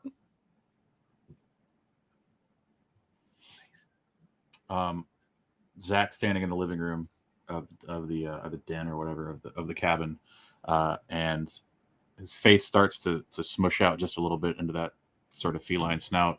He starts to get a little bit of a tail, but primarily what happens is his blonde curly hair starts to sort of just spread down his body, his face, and then down his arms, and then like in a wave, and then following that you see black and orange stripes coming through, and then the hair goes shorter and less curly.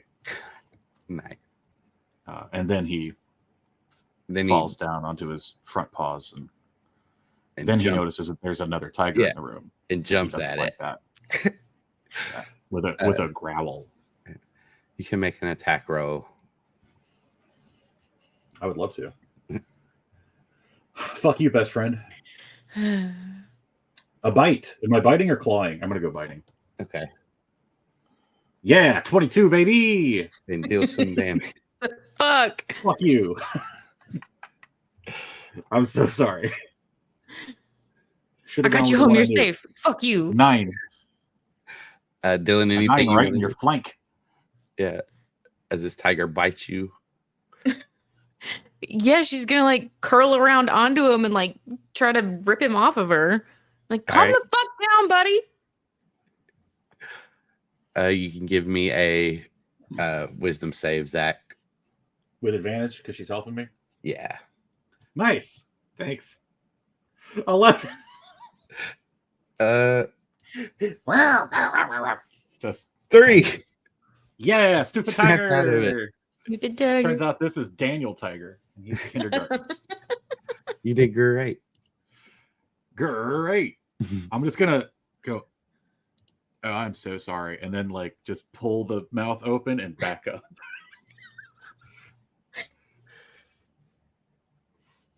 Yeah. Mm-hmm. I had done that one before. Kind of, tigers don't like having another tiger around. Anyway, we should go. She's just gonna slink through the door. Yeah, we should go. Yeah. Yep. Limping. As Ow. we are you limping? Oh shit! As we leave, he's gonna like bite the doorknob and kind of pull it closed.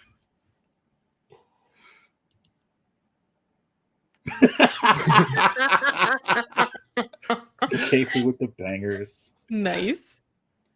All right. Yeah, we running through the woods on that tiger shit. Savannah, give me another perception check. Will You ain't gonna see us. You'll never see them. They're the tigers of the night. Tigers the song we of the sang a minute night. ago. 14. Oh, I love an owl that rolls a 1. I get advantage though, so I know. You spot 2 tigers moving towards your group. Hold on, we don't get a stealth? You guys want to be stealthy? I thought you were running through the woods.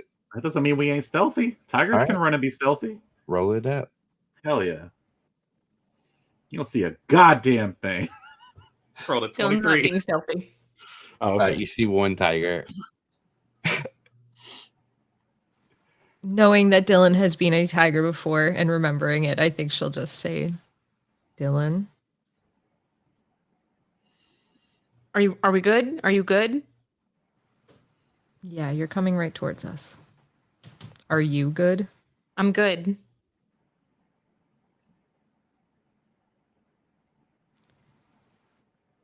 Was that private or to what? That was out loud to the Oh. group and my Taya. Okay. Then I'm gonna pop out of the hiding. Be like, okay, so are we done? We just go back to the cabin? Yeah, we're on our way back to the cabin, and we have a orc bashir. No, nice. I'll go prep the cell. And then I turn around and run back.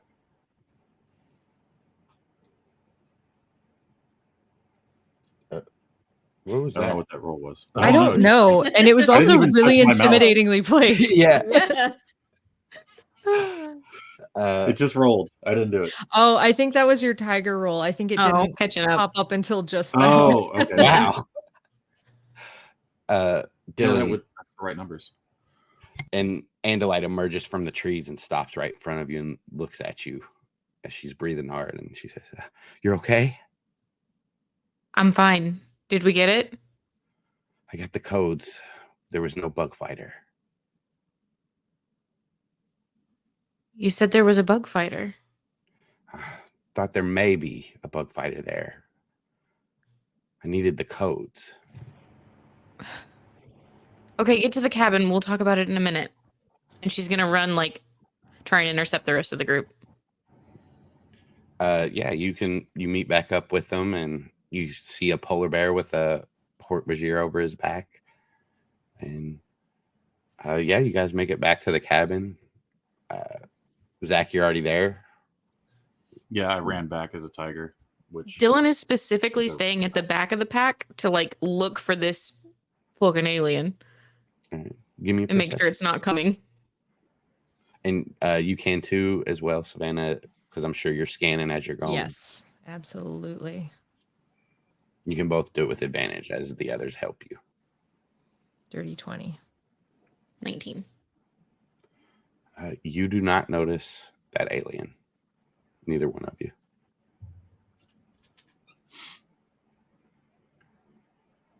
but you make it back to the cabin. When Zac gets back, he's going to demorph, so he's human, and then run downstairs and clean up any evidence that Katie was ever there, and B, just make sure there's, I don't know, puts a bowl of water in there because he doesn't really know how else to deal with the Hork Bajir. Mm-hmm. And then make sure the camera's still working. Yep. And at the last minute, he decides to kind of like hide in the living room as the group is coming back. Roll me a stealth check. Okay. This is really just in case like the Hork Bajir wakes up or something when they get back. 21. Right. I have plenty of time to get like somewhere good. The lampshade on head stand Yep. so perfectly. The rest of you get back. And I think, would it be okay if, as they're coming back, Savannah was telling Zac and Dylan the feeding schedule, like just drops like a 5 a.m. tomorrow. It's Andalite feeding, 7 a.m. the mothership for Kendra. Like basically just download that information to them. Mm-hmm. What do you want me to do with this guy? Well, that is a question that we need Aximilian Maitea's help with. How do we secure this Hork Bajir so it can't use its blades against the bars? Take its blades off, Matea says. Tie it up, Aximili says. Tie it up is more the answer I was looking for. How do we do that? You should probably use chains if we have them. It would be harder to cut through metal than any kind of rope. But I believe the downstairs rooms, I believe will hold them. How sure are you in that? I'm pretty sure, not 100%. I don't know all of their capabilities, but their blades don't look like they could pick the locks or cut the doorknobs or anything. Not without some effort. We would see them before they were done. I believe they would be relatively contained. We don't have the time to observe them here. We need to make sure they're contained. And we should put a guard outside the room. Or chain them up.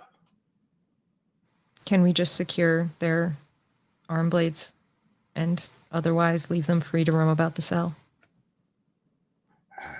They have blades. It will be hard to just... Yes, we could try that. It would be hard to keep them tied up with anything that they could cut through, even if you tied all their blades up, because they have so many. Right, but if we use chain, I mean, I know that they can still use their tails and wrist blades and everything. I'm just trying to make it take longer. Yes. Maybe depending on how much chain we have, tie their whole body up. Well, we can check the shed and see if we have any. Yeah. I'll say what do you want to do? This is like your time to go check the shed if you want, get everything ready. If any of this is discussed in thought speak before they get to the cabin, Savannah hasn't demorphed yet, so it's all to everybody here. So Zac is going back down to where the like under rooms were. Mm-hmm. I feel like there were chains down in like the stables down there or whatever. I think we found them. There can be some chains down there, even if there wasn't. I don't remember. Fine. I'm gonna get those. Honestly, this place was old timey enough. There might even be manacles down there, like actual locking wrist things. Give me an investigation check for manacles. I'd love to do that. No, we need Hork Bajiricles. 20. I'll say through some searching, and it's not in the stables where the chains are. Okay. But you do find some manacles kind of in that cave area. They're like behind like a rock that was on the ground. They're dusty. They look like they've been here for a long time. Yeah. Okay. I'm going to get them. If they look like they're sound and they won't just bust apart. They're a little rusty, but you kind of grab them and give them Try a to test. flex them. It doesn't seem like they would break. You couldn't break them, at least. Yeah. Okay. Good enough. I mean, it's better than nothing for now. Take those. Take several lengths of chain. However many manacles are there? How many manacles are there? One set of them. What? So a pair. Okay. All right. Well, like they can get both of his arms, is what I'm saying. Like if you have handcuffs, you just have one handcuff. Then it's a pair. Yeah, a pair of Okay. handcuffs. Like when you have pants. When you have one pants, it's a pair of pants. All right. Yeah. Anyway, I grab those and then I grab enough chain to because in my mind I'm thinking we're gonna have to secure both arms, both legs, the tail, and the head. So I'm trying to get enough that we're gonna string this motherfucker up. I don't know what the plan really is, but that's what Zac is thinking. Mm-hmm. Yeah. Okay. And I carry all that back up to the cell, and I sort of make sure the chains are untangled, and that's it. That's what I do. Yeah. And by the time everybody gets back, that can all be done. And Cameron will take the Hork-Bajir down to that room. I'm going to acquire him mm-hmm. or record him. All right. Since I'm human. You have recorded him. Good. Anything? Anybody else want to do anything before we tie him up? I think Savannah's just kind of going along with this, kind of directing, when we're tying him up, we're not trying to cocoon him or anything like that. Like if he could still move around, but just not hands and feet, but they can still kind of shuffle along, move around there. But I think at some point she'll ask, what did these guys even eat? Matea says they eat bark. Yeah. Well, that's good. We're in the woods. From a tree? Yes. They can also eat roots and stems from bushes, but mostly bark. Their boobs must be hellacious. They are. Matea has almost a little giggle. They are. What's the best way to tie one of these guys up? Hands behind the back, tied to the tail. Matea says. Okay. What about the feet and the head? If you can get them in the air, that is the best. Get them in the air. That's wild. Okay. And then Zac's just going to help Cameron. And I guess he and I are the ones working on tying. Whoa. He's pushing the Hork-Bajir around as a bear. I thought he was already in the cell. Oh, he is. He came down as a bear. He carried the Hork-Bajir down. Okay. Hey, bro. You want to demorph in your hand? Yeah, this thing's pretty big, but yeah. And yeah, you're right. And then he morphs the orangutan. Cameron will check with Savannah. Cool to demorph in here with this guy. He's knocked out. Give me just a minute. And Savannah, I'll say she'll have gone upstairs, and she'll come back down, and she just has cloth, bed sheets, something like that. She's just gonna try to blindfold him, to add on to everything else here. You're demorphed as well? Yeah, Savannah, when she got back, I think demorphed from Great Horned Owl. Right. Yeah, I didn't mention that. I thought you'd just know. I knew. I just wanted them to know. Good point. Yeah, they don't have the mind. They're not as connection. smart as me, especially not you, Jerry. Nice. Yeah, my man's is masked up like he's about to go hit a lick. In English? He's dressed like a robber.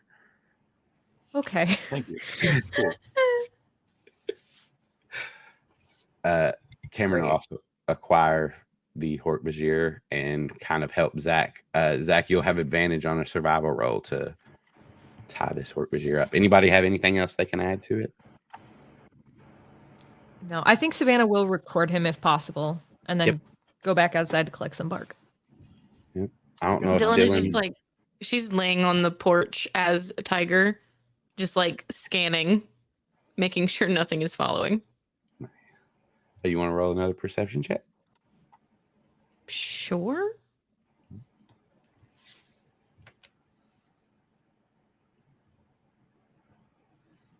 With that, as you're scanning the tree line in the dark after this big battle in the construction site with this Yeerk and this creature that another new creature came into your life and almost took you out, but you don't see anything. Sweet. Zac with a 19, you and Cameron managed to do as best as you can the way Matea kind of described it. You try to hang the Hork-Bajir upside down and you can't. I don't think we actually try that. Well, Cameron was Yeah. like, she said to do it upside down. So he starts to lift his legs up and like figures out he can't do it. So. We're just gonna have to hobble him, and then I don't know what we're gonna do with the head. But we'll we can tie the hands behind the back. This is gonna suck for him. It's gonna be a tough 3 days. Hopefully he like fed a while ago and he won't have to wait this long. He will be freed from his torture soon, Matea says. For sure.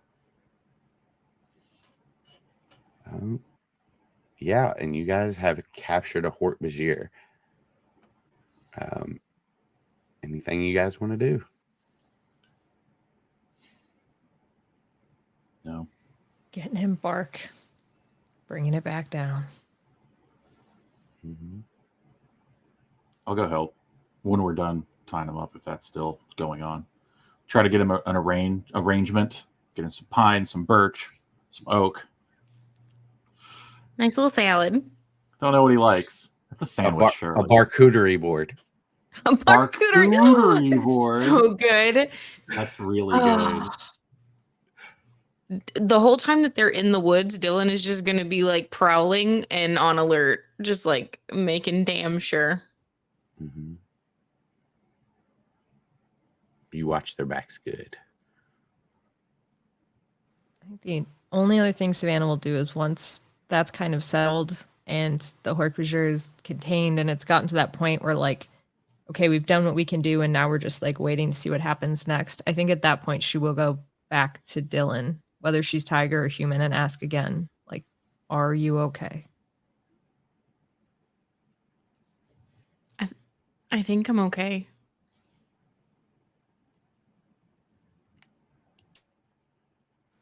And is she still tiger morph when this is happening? Yeah.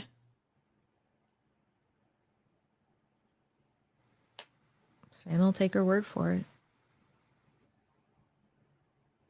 She's gonna like walk up to Savannah and just like plop her little butt down and do the little poof. Savannah will sit down next to her. No ship. No bug fighter. It was the whole point. That's what I thought, but according to Matea, it wasn't.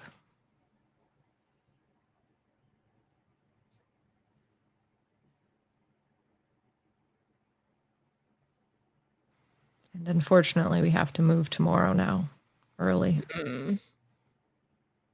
She's gonna like flop down, cross her little paws, and just.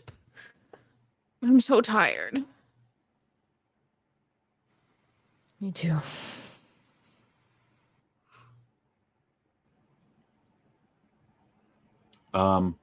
If there's time, Zac is also going to remove the red sash from the Hork-Bajir. Okay. And make sure that he's not carrying anything else. I don't think he would be, but they ain't got pockets. He did have a Dracon beam on him in the fight. Mm-hmm. It's not here. Okay. Actually, thinking about that, Zac will after he's locked up. We locked up the cell once he's in there. We did all that chain work and then we left the door wide open. No, he's locked up. Takes the stash and like puts it on the table in the kitchen, and then he goes to Savannah and goes, "Do we want to double back to that site and like look for any other tech or hardware we can grab? If it's empty now, did y'all got everybody or?" We cleared it of who we saw, and I don't think it'll be clear of controllers. I think if I had to guess, I would say it's probably swarming with controllers at this point from what we did. Okay. Also, we didn't kill very many of those things. Some of them will probably be waking up soon. Okay. It's just a thought.